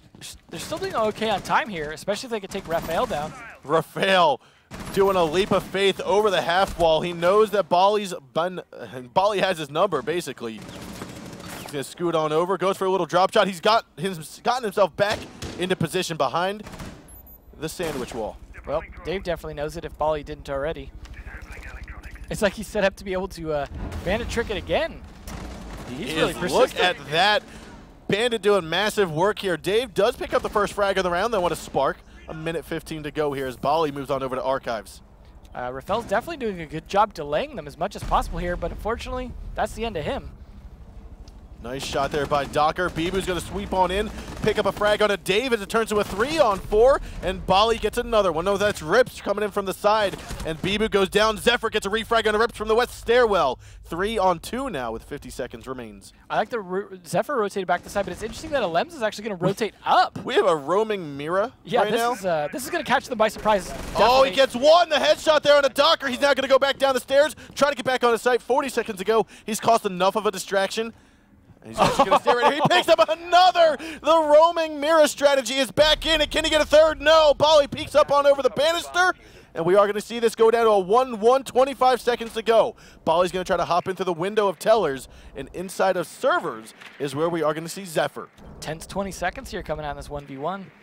He's just trying to get his drone in position. He's using up a lot of time to do so and realizing he doesn't have it. So he's going to move on over to the windowsill, tries to drop in with a flashbang as his cover, tucks himself in. Now this, unfortunately, might be a poor position to do this in because it's basically just claustrophobic. He's now stuck on in. You're looking right there. He's going to choose the wrong bomb site, and the plant will go down. This is still going to go to a one-on-one. However, now the time is in the hands of Bali. Zephyr's got to move in quickly here. He's got about 35 seconds to go.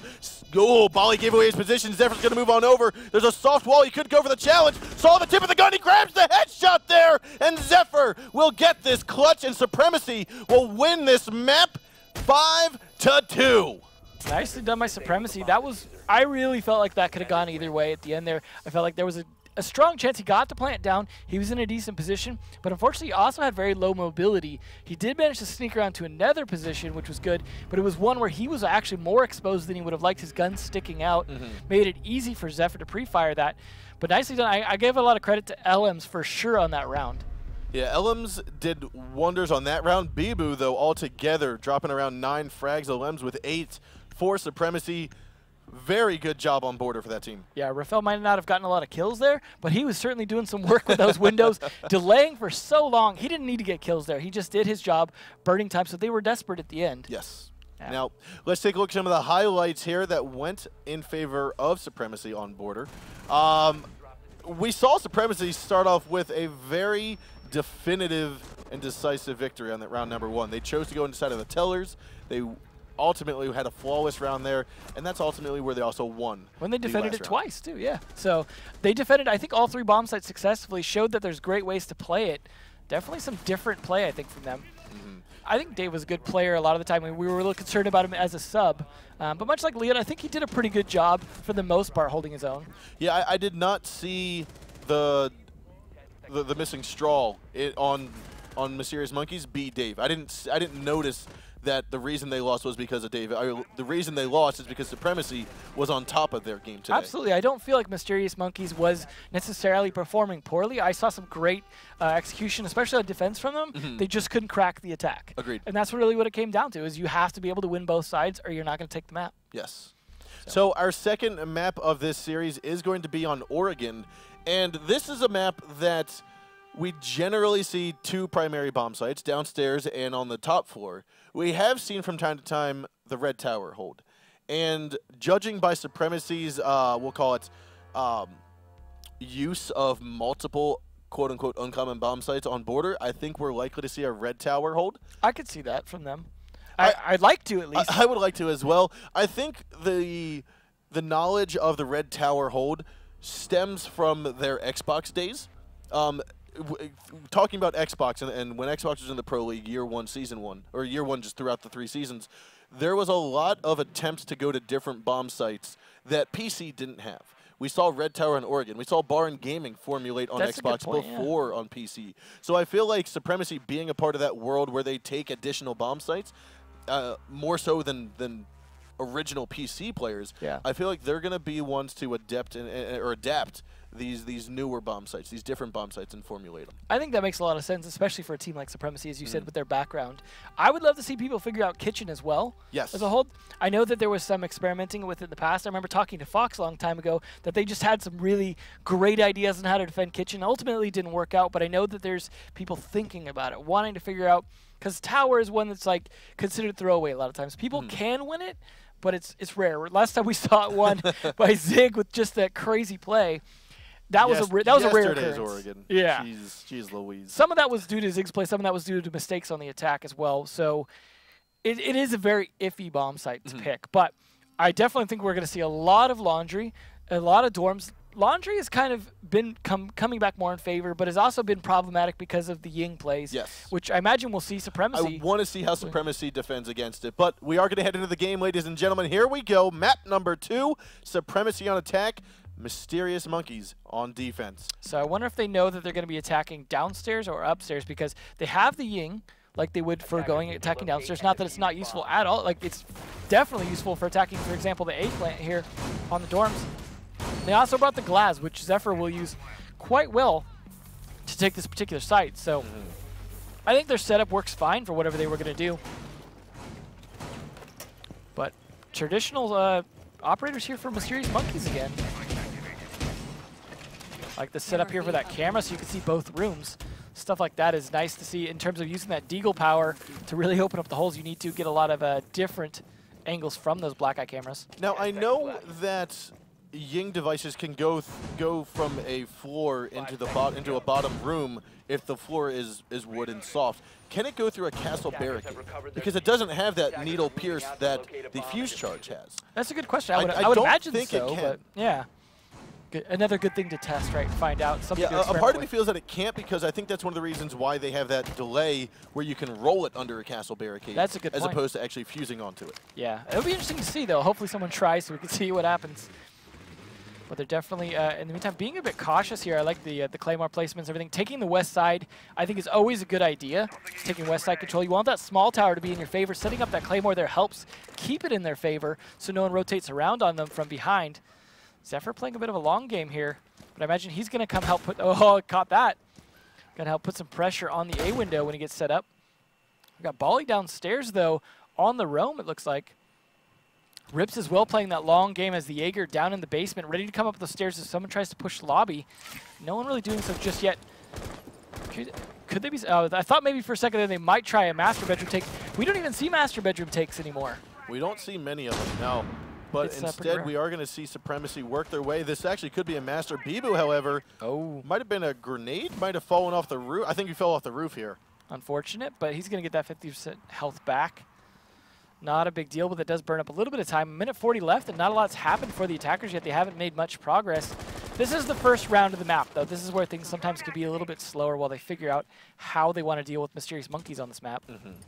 You got to get into a groove first, and that's exactly what I think Supremacy's trying to do here. However, Mysterious Monkeys still have their roamers in play. There's only one roamer. There's only one person on the very top floor on the site. That's Dave. You've got Docker, Lazo, and Bali all the way in main floor, and we still have Rips, who's coming up the bottom of the main stairs. It looks like they could actually be setting up for that master take after all here because you had Hibana opening that up.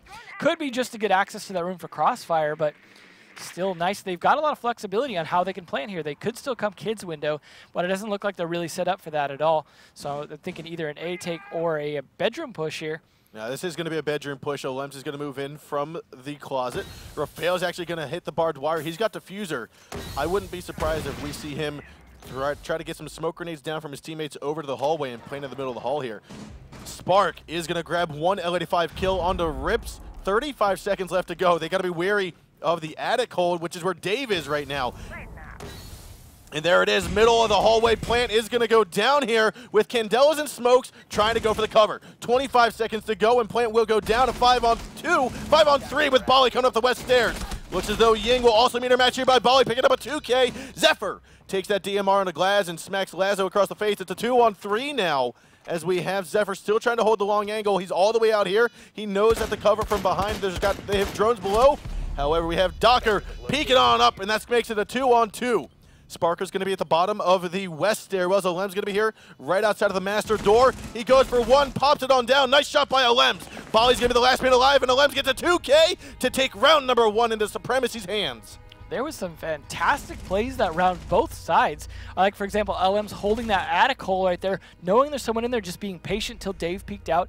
But Bali making a great play up the stairs mattered a lot in there.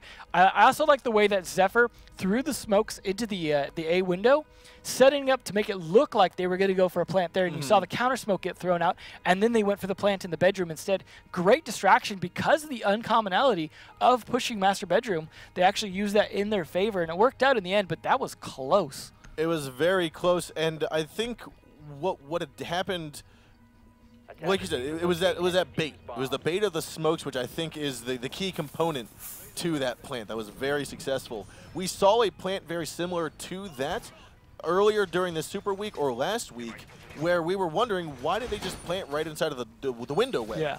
And that happened, in my opinion, because they were trying to do exactly what Supremacy was able to successfully execute. Yeah, I also want to give credit to Docker. I thought the way he re-peeked the Glaz, knowing that Glaz had fired a few shots that he was most likely to stop firing right then, doing the duck and move right there to counter-peek him was perfect. I think that was exactly how you should try and peek a Glaz. So excellent execution taking out Zephyr there, which is good because he was the one watching the diffuser.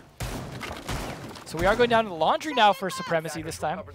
They're not wanting to do anything too crazy. No watchtower just yet from them. A little more traditional here. They may have a bit of a setup here in Meeting Hall, it looks like, especially with that Pulse. Pulse is a great play in the Meeting Hall because of the ability to watch the lobby from those tight 90-degree angles with those reinforced walls. Definitely working out for them. Looks like a lot of people here, though. Hopefully they have an attic set up to be able to rotate as well, potentially.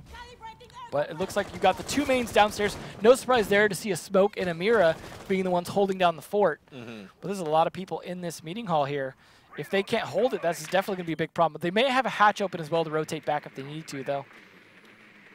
Now, Mysterious Monkeys is going to have to drone out from west side, take over the top floor, make sure there are no roamers that can escape around behind them, and then they're going to force their way in towards Meeting Hall. But it's going to be difficult having 3 members, especially a Pulse, gathering that information. It's going to be 3 members they have to go through. And it looks like they're going for kind of the old strategy of use the smoke Capital from above through the hatch, bring the Blackbeard down the stairs, make a push for that. Definitely pushing Meeting Hall right here. You see Blackbeard setting up the angle down the stairs from above. So they're definitely set up for this, but you need to take Meeting Hall or this is not going to work. You'll just get shot from behind. So they are definitely opening up early, which, I mean, I think you should open that up early because you don't want a situation where Habana dies, and now you're left pushing stairs without any kind of upper coverage.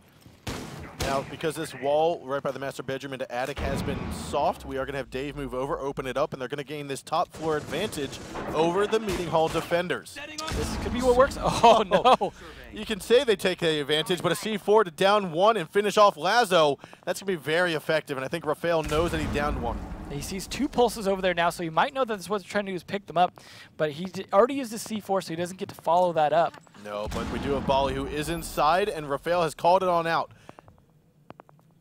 This is definitely not going to work in Bali's favor unless he gets a nice angle on someone, but they know he's there now. He's called it out clear as day. Everyone's ready for it, so this Meeting Hall hold is going to stay. And Rafael, wonderful headshot on the Bali as he strafes away into the line of sight, picking up the headshot. Now a 3-on-5. As Rips tries to push in. Dave goes down. Rips is going to go down here momentarily. He's going to try to get inside to the right side, now the left side. And Spark is there to take off his head. A 1-on-5. Could this be the start of another flawless round here? Come on, Docker. You can clutch this alone, right? 1v5. Bibu is injured, but I mean, you've got Diffuser, 25 seconds to go. Rafael's up top. And there's the kill. Rafael with a 3 kill on the round, I believe. The C4, the Capital peeking on up, and this kill. Well, Rafael definitely doing a good job with that pulse. I like the way he rotated at the end, going up the ladder and coming around. I mean, maybe he wouldn't have got that kill, but nonetheless, he was burning Docker's time. Yes. And that time is all Docker had at that point because he had to find 5. So, I mean, it was almost a no-win situation for the most part for him anyways, but it was still well played. I like the way he took advantage of his placement, his pulse, giving all the intel to his teammates so they didn't get in a position where Capital could exploit that angle that he had on them. So overall, very smart play, very successful 2-0 here coming out from Supremacy. Could start both winning attack and defense. So they're not on the same problem that they had on border at first. We see Dorms again here from Mysterious Monkeys. Yeah, this is going to be their second attempt on this top floor. Now we have, this time, Supremacy not bringing the Glaz. Instead, they're looking like they're setting up the same way that we saw Mysterious Monkeys set up for Laundry. So I'm not sure if they were thinking they were going to be going Laundry again, or if they just wanted this preferred lineup for the attacking the dorms. No, I think what we're going to be seeing here is a B kids room dorm. It is absolutely the setup for that. So, I mean, if we don't see them going that way, that's going to be odd because Blackbeard and Capital are definitely the B window pushers by far. They do have a Jaeger at least, which is good to be able to stop some of those grenade throws and things like that in through those B windows. They're also using that castle to slow it down a bit, which I think is nice. Unfortunately, they don't have the glass to be able to shoot that long range to open that up. Yeah, but so for those of you wondering, that the Capital is picked up a lot on this top 4 site when there's going to be that kid's dorm push, because you need to get that player, the defender, out from between the 2 windows. Yeah, and that fire does a good fire job. Yeah, does a fantastic job, plus it bypasses the ADSs. Not to mention, then you can provide some cover for anyone trying to repel in with those smoke arrows afterwards. Yes. Again, bypassing the ADSs, so smoke grenades don't have to be thrown in. But if the ADSs are down, Blackbeard has his flashbangs in combination with the smoke, and you're in a good push situation at that point. Zephyr spotted out Dave inside a meeting hall, called him on out, and said, okay, we're a little clear now. Lems, you can move in forward. Good job clearing the tower. I think it's always important to clear the tower, especially 100% on a B push. You need to clear both towers, hold both towers, so they're in a good position for their push to start with. Hopefully Mysterious Monkeys, they'll realize what's going on, and they're prepared for it. Spark making sure no one can sit on the roof comfortably. Good thing those weren't Herman Millers. Those were expensive chairs. Yeah, got to use the good bullets for those. But now Lazo's going to be on the west stairs, top of it. He's seen a little bit of damage here, a little bit of combat, but for the moment, he's going to stay put as the attackers try to formulate an A in kids' room push. Looks like Spark in a good position here. He's not going for that repel in the windows just yet, but he's definitely making sure that he can try and catch anyone off position here. I like this from Zephyr, but he's going to need to have the right timing to get Dave, because Dave's not looking like he wants to peek, but he is getting a little antsy. You see how he's moving around here, worried about where he's going to have to go. He has 3 different directions he can go, and Zephyr has got a beat on him. Oh, Zephyr sees his head, but he misses it. And unfortunately, that's going to be allowing Dave to escape, get back to the hallway, get back to cover. Oh, but right only for a few seconds as Spark is there. Yeah, right to Dave's cover, right? Or I mean, to Spark's cover. So unfortunate for Dave. That in the end worked out for Zephyr, just taking a little bit of damage. Now what we're seeing here now is going to be in the final 60 seconds, a push coming from Supremacy onto the B site. Docker's going to tuck himself into the left side, and I think that's where we need the Capital errors to go. Here it comes. And he's just waiting for the right moment to coordinate this, but he's going to get that. Docker, I don't know if he knows he's not between the windows, but rather to the left near the drop hatch. No, I think, okay. There so it goes. He heard the drop hatch getting opened up there, so he's going to get on out and try to rotate around. Now, he can run out and get Zephyr perhaps from the kitchen door, so he has an advantage here, but they did hear the drop hatch open, so that might not work out for him. Now there are 25 seconds left to go. Rafael's got to manually hit this window inside of the main hallway. Bali's going to be there outside of master bedroom. The push is going to come into A. They realize that there's still players underneath, so they're going to try to push into the A window and plant inside of the main bedroom. Zephyr's going to try to fire arrow the corner, make sure he can't sit there. Lem's going to pick up 1 kill to Rips. Lazo goes down by Spark. It's going to be all up to Bali, who was inside of the middle dorms. He's now rotated on over. He's going to try to grab a shot on the Spark. He does, but from behind, Lems takes that bearing 9 and takes him on down. Supremacy goes up 3-0. Nicely done. A little bit of a slow attack from them. Sometimes they have been very slow and methodical, but I think really well executed in the end. Obviously, getting Dave and pinching him there helped a lot, because he was going to be a bit of a pain for them inside that attic. Getting him pushed out of there cost them a little bit of health, but definitely worth it getting that kill, because that really started things rolling, because they were then in a position where they could safely repel, because that Ash, for example, was in a precarious position if Dave was able to peek. Yes. He was going to be able to get an easy kill there. And then that Claymore placement to stop Docker's run out was also very, very fortunate for them, because they had some idea, especially with the drop hatch open, that he could go for that run out, and he ran out right into those lasers. Easy kill, helped protect their flanks, and that's what that was. Teammates protecting their flanks, pushing people into each other.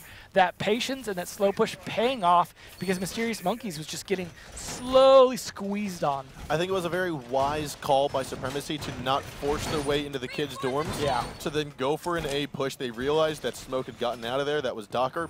Had gotten out of the bedroom. Had gone down underneath. You saw the shotgun holes try to open up from the kitchen ceiling. 10 seconds Yep. And they realized, they were like, hey, we need to change our spot. We cannot repel in here. Looks like so far no defense is being set up for the kitchen there to be able to try and hold it. We haven't seen a lot of kitchen hold happening here for defending, and that's something we often see a lot of times to prevent, like people say, for example, Buck, Dave here, going underneath and opening up some holes to make sure, like we were talking about with Capito, that people can't sit comfortably in there.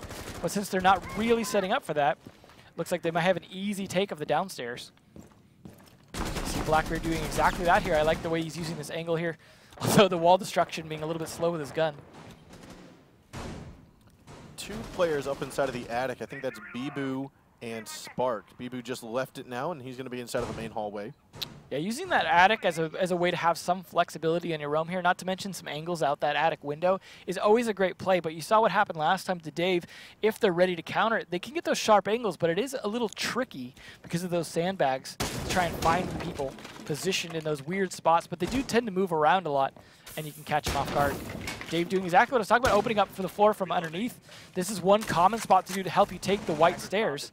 Oh, Lems peeking on over. Now that's going to be a position that should have been uncovered by Dave underneath. Yeah. No Capitao now means that it's easier for them to hold that B site. Lazo, though, interestingly, not spending his time on the outside windows, actually pushing up the stairs instead. Interesting choice. Alem's giving away his position shooting that drone, though, and Lazo's not going to fall for it now. So here's what Lazo's going to end up doing. They're going to go for another A push. Looks as though from underneath, Dave's going to pick up Zephyr. That's it right there. That's what Buck is for. Wonderful mid-round frag here. Rip's still going to be on the west stairs. Docker's going to be right up behind him. One more drone's going to go on out, and Rips will likely try to push this. Dave should be moving over towards the kids, or the classroom, underneath of Olems. Try to push him out of this corner, but the nade comes up, and he'll be gone out here momentarily. No, Olems will grab another one onto Rips right after Rips was able to take down Bibu. A 3-on-3 now, 60 seconds left to go. They thought that grenade was going to do all the wonders in the world, but he was ready for it. Now, even though we do have Olems down, we are going to have Rafael move on over, transition into that middle dorms. Spark and Doc are going to pick up a trade kill here, and now it's a 2-on-2. Docker very lit up here. He's only got about 5 health and 40 seconds to survive. He's got Diffuser in hand, and Laz, I think he's going to be outside of A. He is outside of the A window. So they've got a nice crossfire here, but the defenders are very well set up to crossfire themselves. So it's crossfire versus crossfire here. 26 seconds, though. The move has to come from the attackers because they're burning time. This is dangerous because if Docker gets one bullet into the side, he'll go down. Lazo, though, grabs one. He's gonna get sideswiped here. There we go. And Rafael will grab a double kill to win the round, take it 4-0 victory here for Supremacy. They are 1 round away now from winning this series. Not a good map here for Mysterious Monkeys. They definitely fared a lot better on border. Looking like, I got to imagine at this point, they're definitely feeling pretty demotivated. They got to be doing that last rally call of like, come on guys, we can do this. Let's not lose right now. But at the same time, it's sometimes hard to believe that. So. Yeah, this might be the swan song for Mysterious Monkeys today because the loser of this match will finish off their Season 3 Pro League tonight. And the winner will go on to play up against Snookin' Nose. Yep. I like we see the interesting switching back and forth. They were trying to decide whether to bring Blackbeard and Glaz or switch it off. Definitely a little bit of last-minute calls there and trying to determine. They might have been trying to determine the bomb site or just determining how they want to attack it. But it definitely looks like Supremacy thinking there how they want to approach this. Obviously, that's been working out 4 rounds in a row here. See, Docker and Bali, the only ones doing a lot of work for the team, as opposed to all those kills on Supremacy, other than Bibu. Not that Bibu hasn't been extremely helpful in a lot of other ways. So this is not faring well at all. They're going to have probably some strong roam play to survive this. And that's what it looks like they're trying to do by placing a couple reinforcements in the attic, staying inside of the meeting hall. But I wouldn't be surprised if we see a very quick red tower take, push down into blue, and work in towards a B. There it looks like it is, and I think that's exactly what they should be doing right now. I think a push down in through construction is the way to go with this, especially if you could take tower quickly because there's no one in it. Absolutely what they should be doing. It looks like they also have people set up to take the west side, which is also what you want to do in coordination with taking the tower. So far they've got a very good setup for this attack. Defenders really need to have their roam game down tight to make sure they're flexible. So here's what I think is going to happen. We're going to see Supremacy try to push in from west, force the roamers out of meeting hall. Where are they going to go? They're either going to drop, or they're going to try to go down the back stairs, which is where Zephyr's going to collapse on him and actually catch him. Excellent pinch. Like, they've been great about that so far, pushing them into each other. So I imagine that's a very strong possibility to happen again. Bibu trying to clear meeting hall very carefully here from the top down. They're being very patient and smart about this. They've got a 4-point lead right now. They don't have to super rush this. They don't need to press this. They just need to make sure that they're methodical, that like they have been the whole time. Yeah, they just need to keep playing their game because it's been working out for them tremendously well. Bali has been spotted out there. A couple shots going to be put into the feet of Bali.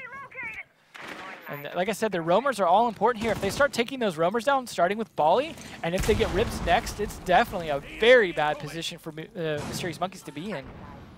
Oh, I like this glass through the hole here. Poor Rips. Through the drone hole of meeting hall. Wow. Looks as though he hasn't hit Rips yet. I like the idea, though, and now he knows he's there. That's the more support part here. Now the pinch comes in. There it is. Oh, there's going to be a couple shots from above. Dave is there to rain some bullets down into Olems, but not before Bibu picks up the frag gun too. Who was that? Rips. That was an important kill for Dave, but had he saved Rips, this would have been a much different game. But not saving him definitely means they're still in a really bad position. 4v3, some strong attackers left. Defenders still having to spread themselves out. Now, we are going to still have Dave up inside of the attic. He's going to be a little bit of a distraction for the moment. He does have a hole open to the red tower if he needs to escape and get back down to site, but now, with 50 seconds left to go, it's all up to Mira and Smoke. First smoke grenade is going to go out here in about 3 seconds, and that's going to force Rafael to go back up. Now, if Bibu can hold Meeting Hall by himself, then the rest of them make a solid push down here. This could be a quick collapse. We thought they were going to go the construction side, but they've definitely decided this is the way to push. Baited out a lot of smokes already. With 30 seconds left, they have enough time to bait out some more and decide where to plant. Candela's coming out now. C4 is going to get tossed down and force him to do a backflip. That's going to be Diffuser down. Lazo getting the C4 kill. It's now going to be a 3-on-4. Diffuser is going to go down inside of the smoke, and it looks as though Spark will grab one headshot onto Lazo. 3-on-3 now. Bibu's still going to try to hold a flank as Bali trying to come around, but the headshot from Glaz rips it on off, and there's Bibu grabbing the flank kill. Nice job. It's all up to Docker. He's got to go into 1-on-3. Not much time to go. Tries to go for one above. Turns his back around, and Zephyr now knows exactly where he is. There's only about 25 seconds on the clock. Docker comes on around, grabs one. He's got 2 more to go. He only has about 10 health going up the stairs here. He does not have much time because Diffuser's in the center. It is likely that it's not going to get picked off. He is going to try to bait out this shot from Sparks. And here it goes. There it is. Wonderful refrag. A nice bait and switch. Spark is going to get the final kill. Supremacy wins this 5-0. And the entire series 2-0. Some very strong play that last round.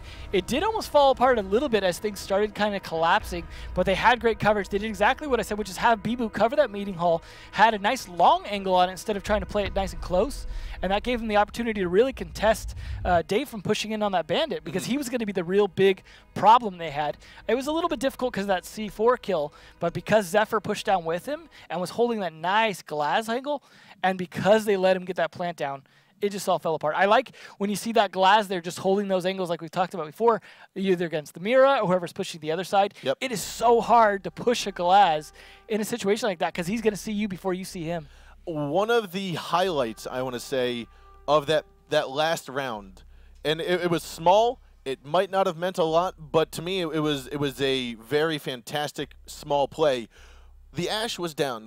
This is at the final moments. The Ash was down at the garage doorway. Now, instead of just staying there trying to die, we're going to take a look at some highlights here. Just waiting there, waiting to die. She actually moved over towards the drop hatch to be a quote-unquote another drone to try to bait out the shots from Docker. And it worked. It allowed Bibu to pick up the final kill. Yeah, that was brilliant play because he got greedy going. He was on the defuse trying to bait it out and then took that shot instead. And that cost him. Again, this was some great play by Rafael we were talking about earlier, that pulse play, countering that Capital push that could have actually worked really well. And there goes the Capital's bummer. This was some nice buck play though by Dave on that round. And here was Rafael trying to get this victory, grab 2 kills, won that round. Oh, there we go. That Glaz play though. Those smokes and Candelas definitely being a big factor like we've talked about a lot current meta there. Nice pick by Docker, though. Here's that final round there, and unfortunately for Mysterious Monkeys, we're going to say goodnight to them final because they didn't win today, unfortunately. Nope. And, I mean, if you want to look at improvements, if we're trying to think of positive things to say, Mysterious Monkeys, I felt they definitely improved on 2 weeks ago when they played, but there's still some miscommunication. There's still some misjudgment. There's not enough, I want to say, fluidness. They're missing their shots. They're being outgunned. They're being outstratted. It's that coordination that's not there. Supremacy's a much older team. They've been around together for a long time, and you can see that. You can see the way they crossfire for each other, the way they trade those kills. Yes. And I think that is exactly what you're talking about. The Mysterious Monkey has some great holds. They have some great ideas, but that coordination just isn't there yet. This is a team that came up from Challenger League. I imagine they're going to fight through relegations, and we will see them again next season. I'm hoping so. I'm hoping so. Let's take a look at our Group A brackets, which are the teams that we saw today. And what a showing. I mean, both of these went 2-0. Ents Esports taking on Snook and Nose in a 10-3 victory. And we saw Mysterious Monkeys unfortunately fall to Supremacy and that's going to be a 10-2 victory for Supremacy. Now, what does that mean in the long run? It means ENCE has secured first seed out of Group A. That secures their spot in the playoffs, not at LAN just yet, but in the playoffs. Snookin knows because they lost, they will go down to the decider match to be played next week. Supremacy, still in it. They're going to go up against Snookin Nose next week, and Mysterious Monkeys, unfortunately, they're going to have to walk away in 4th place coming out of Group A. I'm definitely looking forward to that Snookin Nose Supremacy match because I think from what we saw from those two teams, it's going to be a really interesting one. Yes. So that is going to be it for this evening, ladies and gentlemen. This was basically, I mean, it was a wonderful, wonderful day. Yeah, I'm looking forward to Group B as well because I imagine it's going to be just as good as this. All right. So before we head out, let's take a look at our Super Week Pro League schedule here. We are going to be on the 6th and final day of the Super Week schedule tomorrow night at 7 p.m. Central European Time, 1 p.m. Eastern Standard Time. Again, that is going to be Playday number 4 for Europe. We already went through both Playdays 3 and 4 of North America. We went through both Playdays 3 and 4 of Latin America. We just got done Playday number 3 of Europe. And tomorrow's going to be Playday number 4. So make sure to stick around because you'll have the weekend to recover before Monday, before NA starts up again. So take advantage of this Super Week. Tune into all of it so you know going into next week what the stakes really are for these teams. Yes, and so with that, ladies and gentlemen, we want to wish you a farewell and a good night. Again, stick around for tomorrow night's Group B out of Europe. Again, my name is Sean Bloodbath Rosenbaum. Here is Devin Emzo Becker. We're going to wish you a farewell, and we'll see you tomorrow.